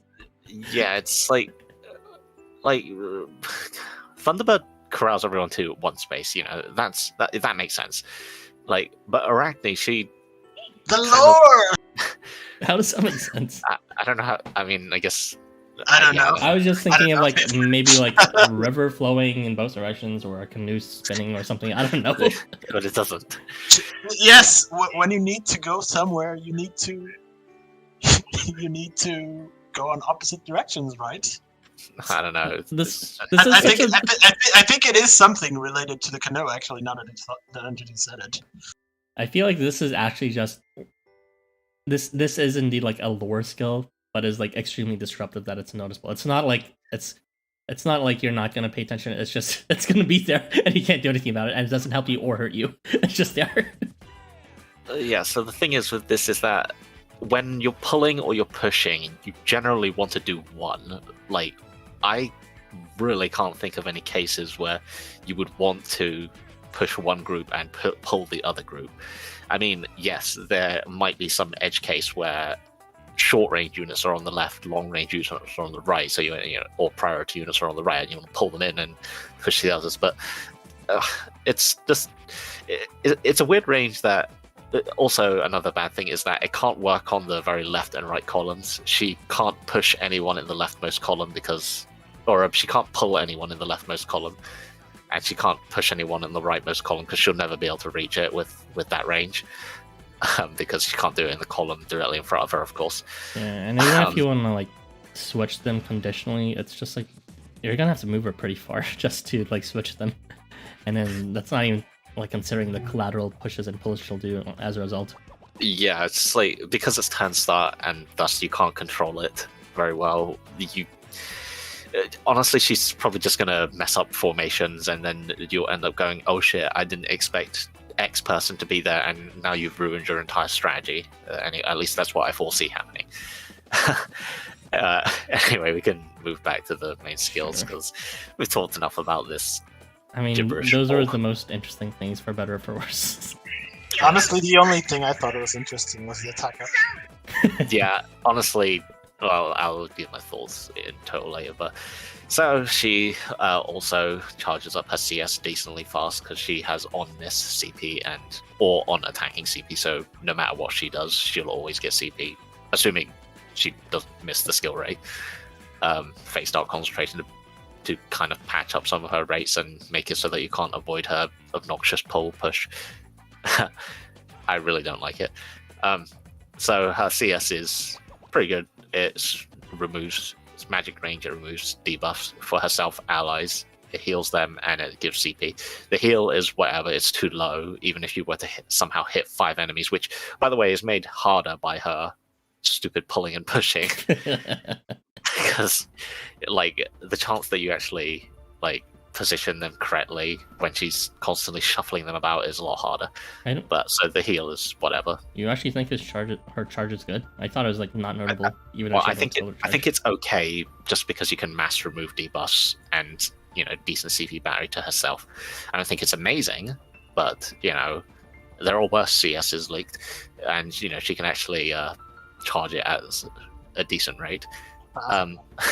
Besides that, she yeah, I'm surprised there's an entire skill dedicated to getting her charged, and just like her charges, it's kind of just there. See, it's almost Gen 1 miss blow thing that they gave to all the none and blow units who are supposed to miss, just CP charging while they're sitting in the back. It's not like she can double lock on blow range. Like you mean Shiva? Oh, Shiva. Yes, well. So besides minor CP spamming, she can also, her last thing is just that she's a dazzle bot, and she's not even that good at it. It's effectively always shot range, whether she hits or misses, and it's only 70%. So I don't know why they made it so low rate. I've been noticing that unless it's like a sequential kind of kit like Jugo's, which we'll talk about soon, it seems like a lot of these newer units have like their main abilities in the beginning and just supplementary shit that no one cares about in the later skills. The LB3s. Yeah. Wasn't it the reverse before where the LB3s had the most important one? Now it's just like the main one is in the first one. Yeah, back when like in Gen 1, like the Gen 1 units, some units only became good when they got LB3, like Snow 5. But yeah, besides, for ARs, I'd say I pretty much only bothered to think of the Ikutoshi Kagutsuchi one, which grants combo on missing, and obviously she's designed to miss a lot. Well, not a lot, but that's half of what she can do. So, if you want to CS faster, then you can equip that, I guess. I didn't bother thinking of anything else. And here's what I wrote for in summary. Just bring her for attack up. Pretty much. Yes. The most important skill is her first effect. The rest are just. That's all. That's all I have on my notes. Actually, I don't have anything else. Actually, all I care about. It's like, so just. But the thing is that one ability makes her worth bringing, even if she has, if she doesn't have the rest. I would actually, I foresee myself actually using her a lot just because of that one ability. I actually threw more tickets at her on one of my accounts just to try and get her. I didn't get her. I got Thunderbird instead. Amazing. I was annoyed. Move for that button. So yeah, attack up, defense, or mainly the attack up is her main draw, and her pull and push is It's nice that it's rare too. actually just a nuisance. Nuisance. It's not really gonna like get in your way. It's just gonna be like. See it No, like, I think it might. I think it might actually get in your way. Maybe it's a bit weird. I don't know. Wasn't there an AR that can apply anchor to the enemies? Yes, there's a lot and yeah. Use that one to try and counteract it. It's only on. Yeah, it's not gonna reach everyone. It's face style, so like slash and thrusts combined. It's only on that rate. at least that's a bit. That's one square. What the heck? Move Arachne into the back. There you go, so that she can't mess everything up, and only mess some of the things up. It's who cares? Let's just attack up. You're gonna use an all-range spammer. It doesn't matter what they are in the end. Okay, you are free to read out the comments because I believe we are both done here. Irby, is that right? Unless you have anything to add. Attack up. We said that a million times. I'm asking Irby. That's it. That's it. Okay, at least you're honest. Let's just read the comments. Go to Salgas. Her artwork could pass as Fate Go craft essence. I've never actually played Fate Go, so I cannot comment on that. True, Zuzi is really a great artist. Yeah, I do actually quite like the art for Arachne. Zuzi is a good artist when she draws her characters. Just don't ever show me that duo Shuichi AR on my free time. Or what, the pointy chin, handsome duo one? Yeah. No, you're cringe. Duo. Yeah, that face. Something's weird with the face. But yes, I do actually quite like Arachne's art, which as well. I was kind of hoping she was useful, and I mean, I both got my wish and didn't. Don't know what to say there. It's not a canoe driving on the street. You drive on the left side of the street in Japan, right? Yes. I believe so. In the UK, you also drive like that. I think it's most of the Americas that you drive on the right side because the Americas. Yeah, I mean, Canada's like that. but she's not in a car though, and you know, I mean, yes, I guess it is kind of like a car. She would have been better in some sort of F1 event. Zelga's he's shit posting. Don't take it too seriously. Oh no. Honestly, I just want her to finish my collection. She's the only transient that I don't have any version of. Oh, did you? Oh yeah, we didn't get a Fashionista rerun, did we? What was the last time we got a Fashionista? Or did we ever get one? I don't think so. We got like Fashionista Walk-On was reprinted a million times, but Zabania I don't think was ever reprinted. Unless she's not in the shop yet, is she? Or is she? No. That would be really fucked up if she was already in the shop since her event never reprinted yet. I mean, I guess they could do that, but oh dear. But yeah, I mean, her original version is not that amazing, but she's all right for a well-fight unit. You know, besides like Astarte and Astaroth, who are actually good, but I wish her original unit was better. It's kind of mediocre, I guess, average. Okay. I can't even finish any collection because they keep giving me dupes. And I realized I can't do Arachne's quest if I can't get her. Oh yeah, right, you have to put Arachne here. And now if you had done her event. Good luck with that. Fishing for 4 stars is a dangerous game. Her push already has made some of my runs take an additional 2 or so turns. The cost of the attack up. I mean, big brain, just keep her at what's called LB0. You know what? I was actually thinking of doing that, but unfortunately, that was after I already LB'd her. I was like, maybe I should just keep her at LB1 because LB1 is also available. But the Arachne meta is going to be keep her at LB1 so she doesn't move enemies. Yes. Can we down level units? Processed AR, processed best. Oh dear. Last Xmas was Fashionista rerun. Well, the banner reprint during it. And yeah, we need an actual rerun to actually buy Arachne. And I don't think. I mean, I don't think we'll be getting that anytime soon because we're getting Arachne here now. Arachne is Bay and version is great. Honestly, She's I think good for attack. I think we will. I mean, the reason she's not in the shop is probably the reason why Fashionista is rerunning for some reason, unfortunately. So maybe she will be available after this event ends. Yeah, Weirdly timed. after the special quest ends. Amazing. One summer event for the entire summer. Yeah, pretty much. By the way, did you end up doing your weeklies? It's about... Yes, I finished, yes. Okay, just making sure. Nice. Everyone in the comments, do your weeklies now. You have 15 minutes. Okay. Go. Alright, we are gonna move on to the next unit. And it is the one unit that both of these people actually thought were really good. For some Well, reason. I don't know about really good, but Yours mostly RBIs, but alright. I think it's really good though. Okay, And Jugo. I'm the one who's talking about it. It is Jugo. He's pretty much one of those units that every turn he does something different, and he does this for each phase. Basically, basically he debuffs himself every the first 3 turns of each phase. First turn he gives himself Curse. Second he gives Stigma, and the third he gives himself Countdown. These are some very disruptful debuffs, but these are actually buffs in some way, because he does have strengthening effects for all these debuffs. So basically he has Curse strengthening, Stigma strengthening, and Countdown strengthening, which is something really neat. All these Curse strengthening and Stigma strengthening completely nullify the bad effects of these debuffs, and turns them effectively into a buff.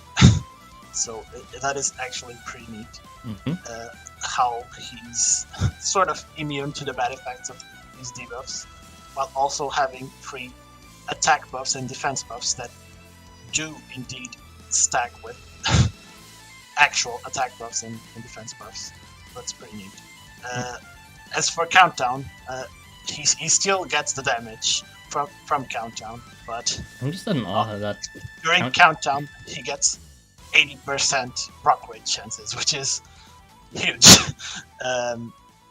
What were you going to say, Ara? I'm just in awe that Countdown strengthening even exists as a concept. It's such I think it's such a good concept, though. I mean, it's a good concept, but it's also such a meme because it's like one of the worst debuffs you can get, and it's just like you're stronger.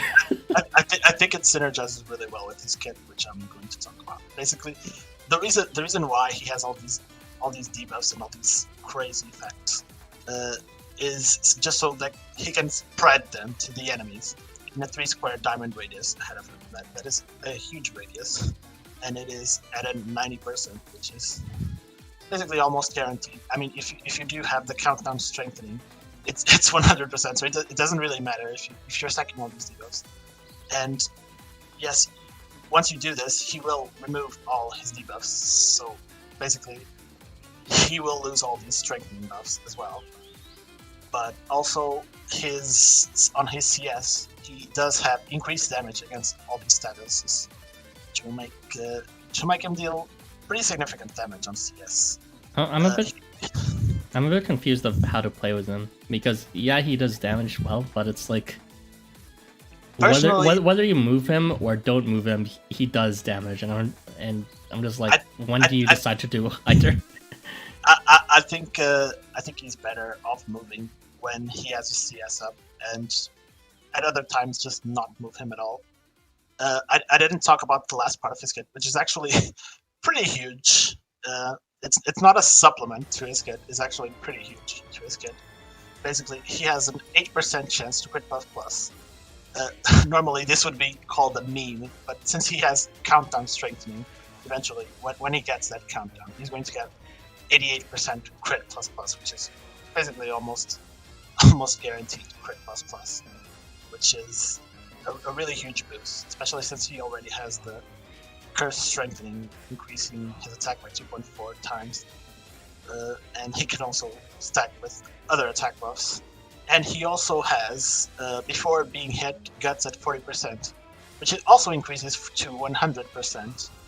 Yeah, guaranteed Guts for two full turns as long as you don't get rid of your Countdown. Yeah. So even if you still get reduced to 1 HP by the countdown, you're pretty much unkillable with that guts unless the units kind of like skill lock you and move buff or stuff like that. Pretty much unkillable while he has countdown. He also gains HP every time he's debuffed, so that does help him restore a bit of his HP between phases. Yeah, 1000 HP is respectable. It is pretty neat, and it is 80%. It is a high rate, so that is essentially pretty neat to have. But yeah, I did some calculations. Basically, he will deal 4.7k damage per square if he has just with curse, and 28.5 with countdown, and thanks to the quick plus plus. So that is pretty neat just on his own that he's able to do this. Unfortunately, he does need to get to that stage.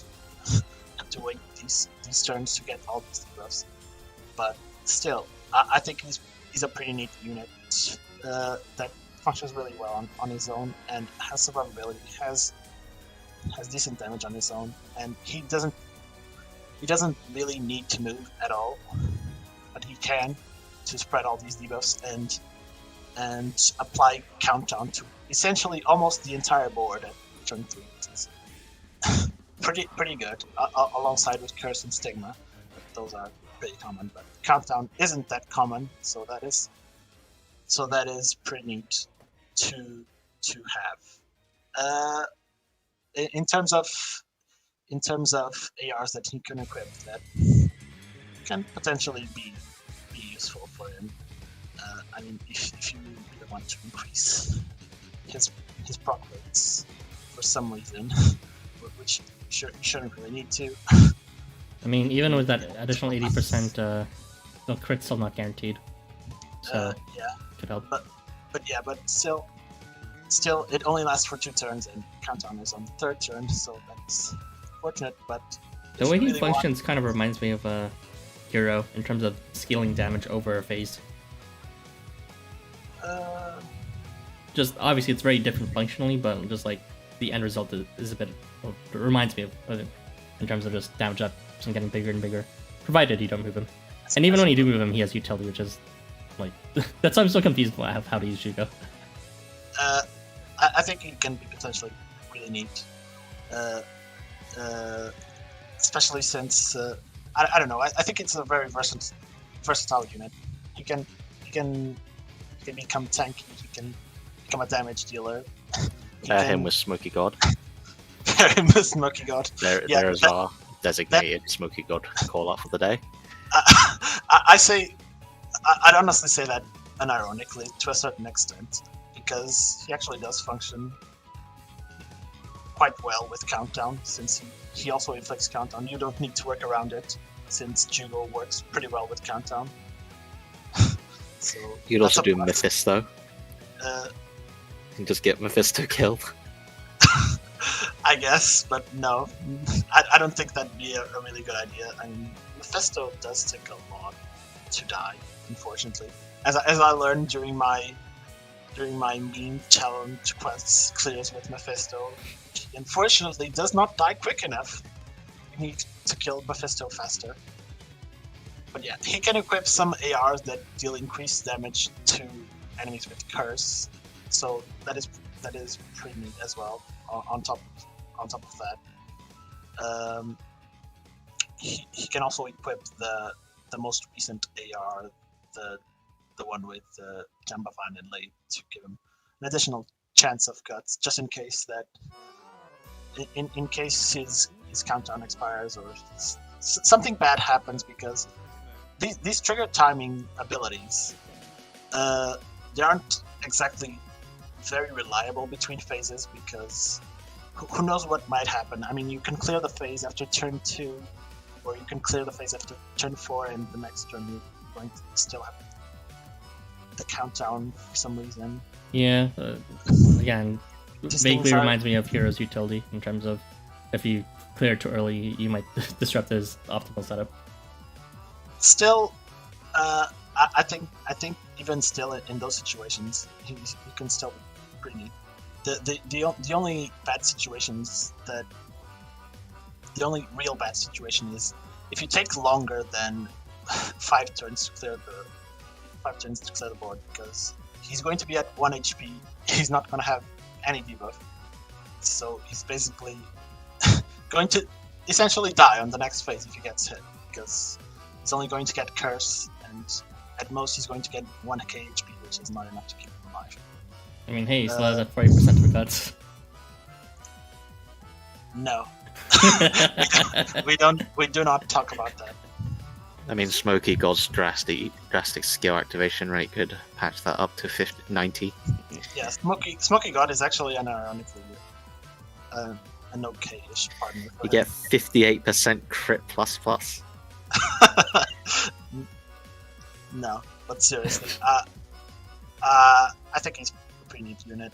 A pretty neat shot unit that can deal okay-ish damage on his own, especially in his turn 1, that can be boosted by other attack buffs. Which, I mean, you can just put an attack buffer behind him or something like that, and boom, he's going to deal a lot of damage. Or just stack him with another defense buffer. He's just going to be essentially not taking any damage because of all that Sigma.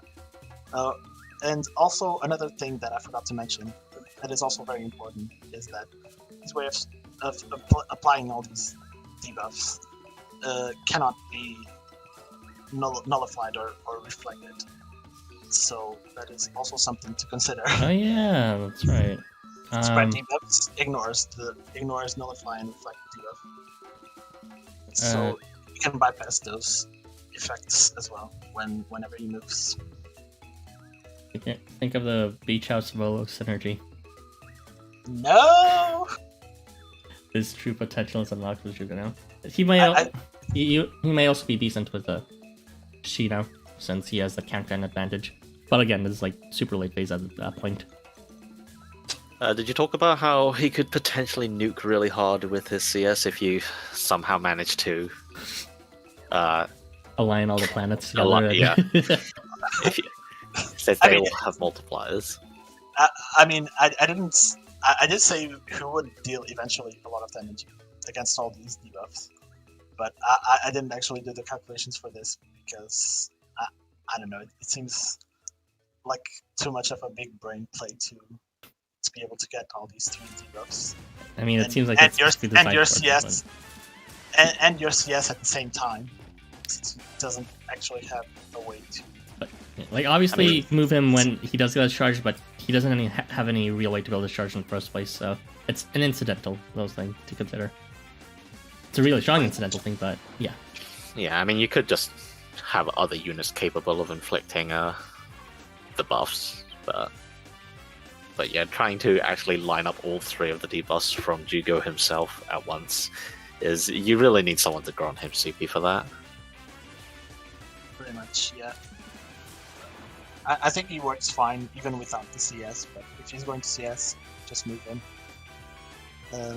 Even if he gets debuffs as well, it is actually pretty neat that he can also pass the debuffs from the enemy to the enemy back again, on a very large radius. So that's going to be a lot of debuffs. He can pass by any. Yeah, it's slipped my mind. He can pass back any other debuffs besides ones he just inflicts himself. So if he gets Dazzle or something like that, he can just give him to the enemy, and get himself rid of everything. So that is also something really neat that can do. If he has all 3 debuffs on an enemy, he'll deal about 320k. Alright, there's your calculation. That is a lot. This is with SA1, so yeah, quite a lot. Okay, well, you better be doing Beatdown for something that only happens once on Blue Moon. Alright, I think... Yeah, I have nothing else to say about the scene either. Let's just read out the comments, will you, Irby? And, yeah. You sound so defeated, Ara. I need to use the washroom. I also need to use the washroom. So let's finish the stream soon. Go, Irby, please. Summer Jugo is surprisingly unique for what matters and a reliable debuffer, especially regarding range. Life really does give Daichi bulge rights. Summer Jugo is the embodiment of the lyric, what doesn't kill you make you stronger. I mean, yes, pretty much. Secondary bulge of the event. Oh my god, you guys in bulges. I mean, it is literally in your face on his art, to be honest. And I wouldn't Giving have himself it a wedgie with his harness. Yeah. It's weird to me that he's jacked while simultaneously having a baby face. I guess that's Daichi characters for you. We have like 5 close-ups of bulges for this event. Damn, Arachne's bulge though. Taji and Hogan AR to prevent skill lock. Yeah, that is pretty neat. If the enemies do have skill lock, it can damage him a lot, I guess. You could just say that for any unit that has it though. Yeah, that's why I also didn't mention it. But I could have mentioned that he could equip CS multiplier as to further increase his CS damage. Or even put him with a single Bulls Club. If you're using buffers with him, to fucking charge faster, something like that. True. It almost always would unit that gets shafted. What do you mean shafted? I think it's a pretty. They got a lot unit. stronger lately. Yeah, they got a lot stronger lately. Fucking Christmas Riota being the premier example, but.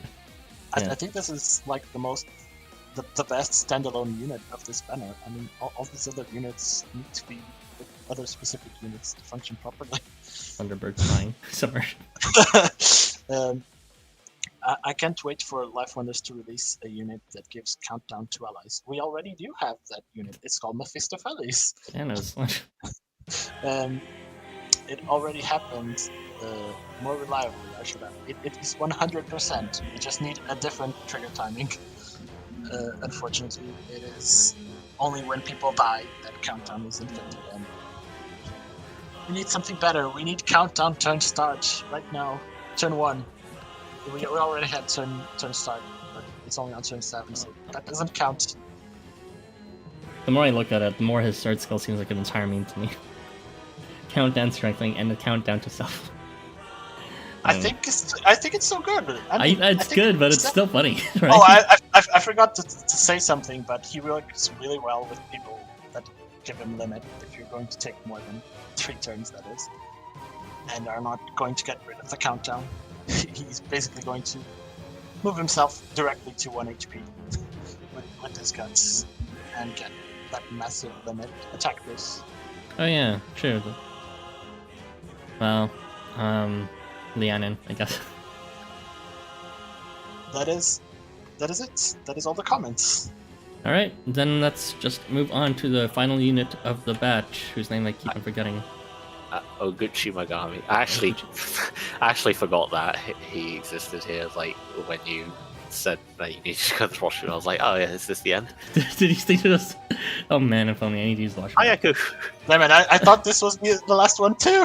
You guys, Oguchi still exists. He's a new character. Everyone else was just variants. Jeez. I can't fit him into my team. Same. Just increase your rank. Don't know what to tell you. Alright, so Oguchi has a... Let's just go to the graphic directly. Oguchi is a unit that is kind of a basic tank in terms of his most common functionality of... He has many tank functionalities. He has Adamantine, he has Tenacity, he has a bit of heal on attack, and he has Guts. And he has a Resistance to Break, which increases the damage that he would receive normally. So all that works together to him just not receiving very much damage and just resisting death in general.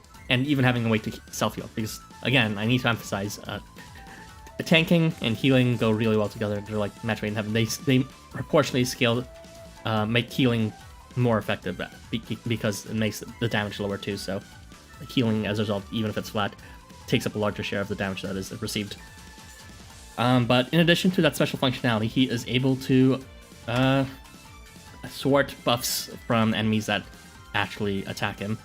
And that is a unique functionality that is probably going to be important in certain challenge quests. In that, before he is hit, he actually steals the buff of that attacking enemy. So, for example, if the attacking enemy has a damage buff, he can steal that before the damage calculation is actually done, and he'll receive less damage. If the enemy has a defense buff, then he'll steal that, and then he'll also take less damage as a result too. So in many ways, it actually acts as a complementary to his tanking abilities. And yeah, it's also a good way to deny enemy buffs that normally can't be like denied until after the fact. There's a lot of buffs that kind of only show up for one turn, like crit and all that. So, and you can only really deny that by nullify buff, but you can't remove it obviously because it only lasts for one turn until now, because Oguchi here actually removes it directly before you use it, which is neat. Takes a lot of the strength out of like all range charges. Although I guess that's more of a threat over the enemy than for us. And in addition to that, he is conditionally a punishing damage dealer. So when he's hit, he actually does some okay damage just because he receives two different buffs. One versus another, depending on if it's an even turn versus an odd turn. And he can deal up to 11.5 thousand damage. So that's like, yeah, 11k damage. Which is like, okay, decent, for sure. So yeah, I would just say the buff thwarting ability is kind of just an ability that's just for challenge quests. Otherwise, his tanking ability is solid, and he just fits so many different categories between being a damage dealer and a tank that almost any AR would be good at him. Between healing defensive, boosting his activation rate, to make his sorting a bit more reliable and his buffs more reliable, and just things that increase his damage boosting or things that, you know, complement his punching.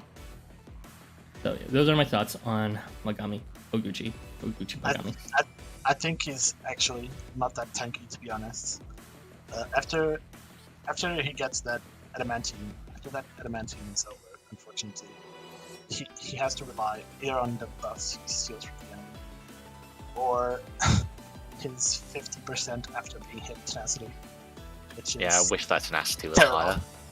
I mean, it's nice that his main gimmick, the buff stealing, is 70%, but it's also after being hit, so the first hit will go through. yeah. Again, I Oguchi wish really. his rates were a bit better. Again, this is kind of like how they're designing hits from before, in terms of the most important skill is in the beginning and the extra fluff is in it later. So he is a solid tank, but I think the real unique thing about him really is his buff thwarting. So yeah, being able to preemptively take that buff directly before the damage calculation occurs, very important. That is it. Really, guys? Come on.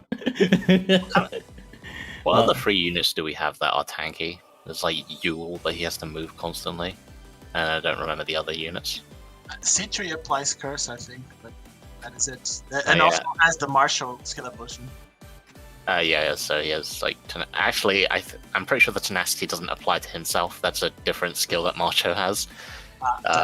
The winged griffin thing is only an AoE behind him, I'm pretty sure, because I believe I kept looking at this before and seeing that C3 isn't actually personally tanky. And yeah, I don't know if we actually have any other units who are tanks. Not really. Well, there you go. Oguchi is your go-to free unit tank. Guess you'll be using him a lot later. Well, I mean, maybe, but I mean, honestly, yeah, I think that buff sorting is really cool. It doesn't I don't really. No, I think it's very, very cool. But it's just the rest of his kit is, well, it's mainly the tenacity that's a problem. It's such a low rate that it makes the tank not tanky. Well, he has guaranteed guts, which is neat, and in the very least, everything besides the attack stuff seems to complement him getting hit, which is his main thing from the first buff sorting thing. So even if it's not the best, it's nice that everything works towards that. Yeah, I suppose. All right. I think it would have been better if his after being hit was like defense up and adamantine, but then I think that would actually be a bit broken. Well, I don't know about broken, but it would definitely make him a lot stronger as a tank. Honestly, I would have just preferred it if it was before being hit. And Yeah. not change the percentage, but before being hit, that would already be pretty good. I mean, what's it called? Oguchi, keep forgetting his name. Doesn't need to move at all, so you can also provide another supplementary tank, your off tank, if you will, to provide him those extra defense buffs. Yeah, there are plenty of units who do that. He definitely could use healing because he's designed to be getting hit a lot, and 200 HP is not enough. It's nice that he has any, but yeah, it's not very much. Yeah. That's over. I guess that's it. All right, I'll read out the comments. Actually, what's the CS again?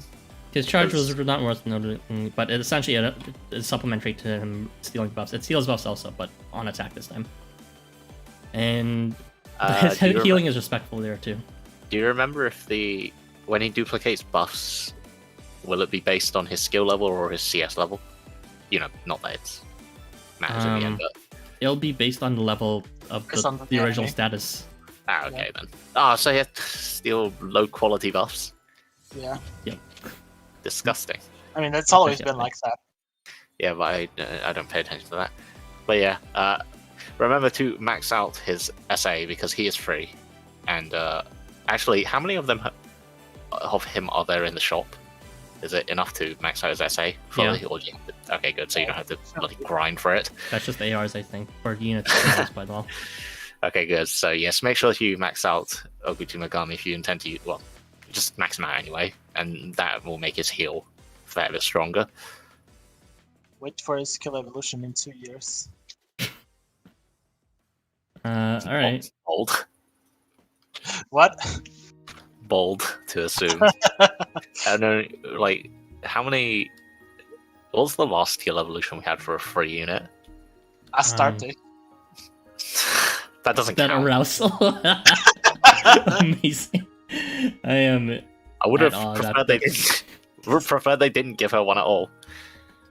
Yeah, because by giving her that just confirms that she won't receive a better one, and she's stuck like that. Yes, I hate that. It's happening in another game I play where they gave someone who they're not even that strong anymore, and they gave them a buff, quotes, their Evo equivalent, and now it just means they won't get anything. So I guess it's not just the LifeWonders experience. The LifeWonders are learning from the best. Okay, I'm gonna read out the comments now. Where did we last leave ourselves at? Need a unit who can spread debuffs to your allies. Need a unit that can spread debuffs to your allies after getting countdown itself. Literally why? But power up Jugo. Okay, thanks. Here he is, guys, the best unit of the event, unmatched by all others. Also a good boy.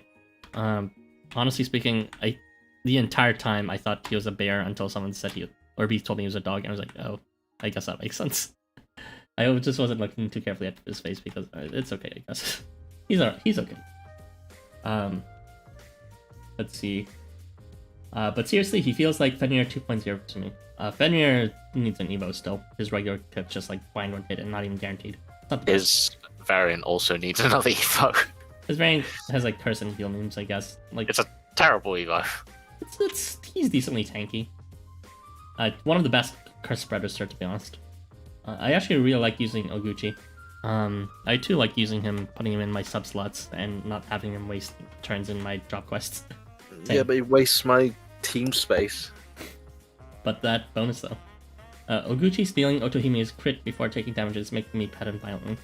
I haven't been doing the talk quest, so I'm gonna assume Otohime is there or something. Actually, I have it, but I don't remember Otohime. The thing is, it's just like I'm just returning them, so yeah, I'm not really. Maybe it's just the prospect of. I guess. I do think he's good at, but yeah, that's a perfect situation. He's kind of like an anti-crit. Unit as a result. I don't think Otohime would actually have crit at all. Yeah. Well, actually, would she even have crit because her crit is when attacking? So unless she hits someone else in front first, at which point you have a different problem, wouldn't he just steal the attack up and then she would trigger crit? Oh yeah, you're right, actually, because it's before being hit, so... Okay, so here's a caveat that it won't work on when attacking buffs. That sucks. Oh well. It'll work for some cases, but not all of them, evidently. So he's the very opposite of a crit denier. He can't do that most of the time. I mean, if it's like phase start crit or something, he can still take it away. Yes. You could also just move away for a turn. So he's a crit denier, but not a crit plus denier. Let's just say that. We have one right in this banner. We have Thunderbird. He has crit on face start.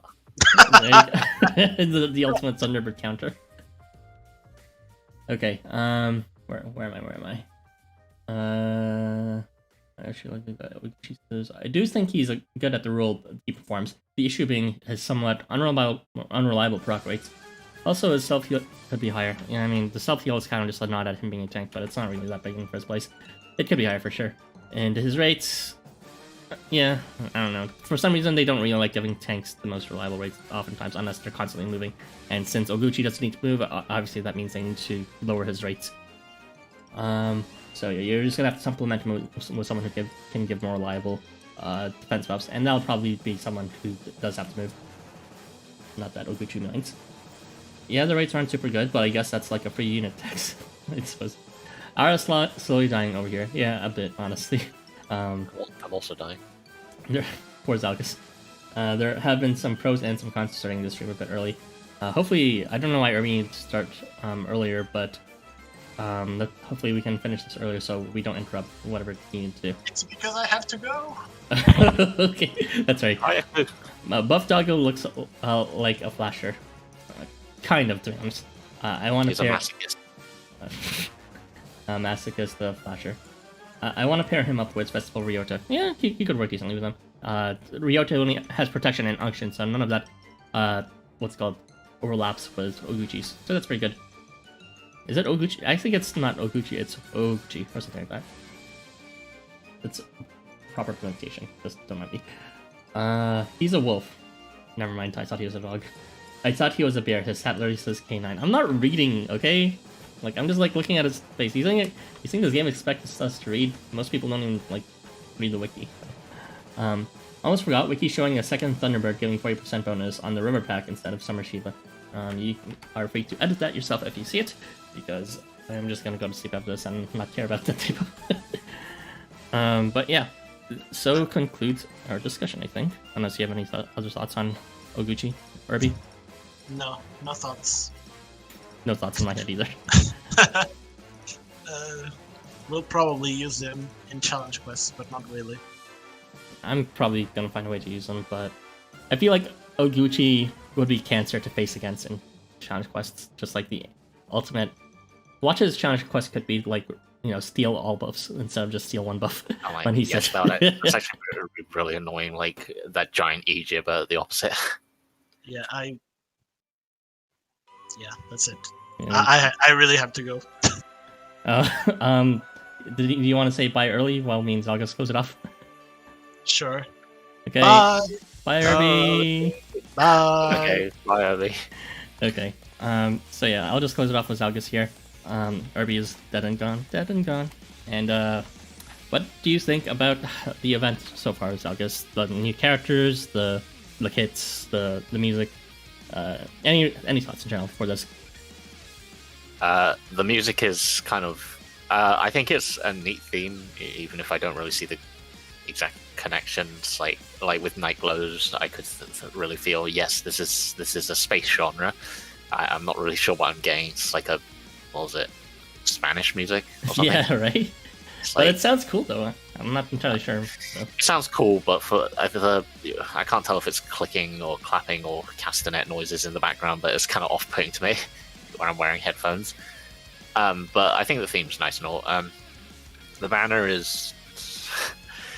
It's okay. Like, I think the kits are neat, certainly, but I don't know if I'd go super hard for any of them except Arachne for pure convenience reasons, which I ended up not getting her and got Shiva 5 instead, so sad on that one. What else to say? What else did you say? The units, the music, the items in the shop, the timing of this event, anything like that. The items in the shop. Was this the one where I complained that they have less skill souls? They have 5 skill souls, I believe, inside there.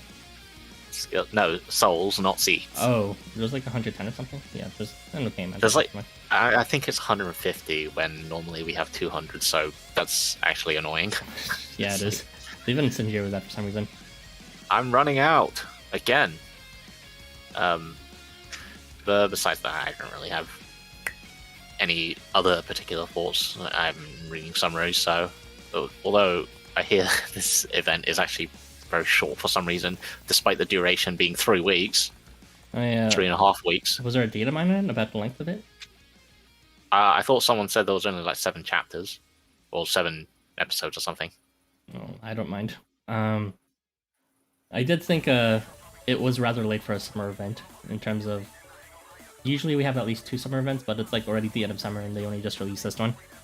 And then we're probably gonna have Fashionista right after this, so LifeWonders, your money is literally disappearing. In fact, they gave it all to us in the last event. Yeah. It was a bit odd. But I'm glad to be able to get back into the flow again and start producing new content. You know, I love doing these discussions and everything, but you know, the main thing, the very first thing I began with doing these was obviously just making videos for Challenge Quest. So I'm excited for when those release again.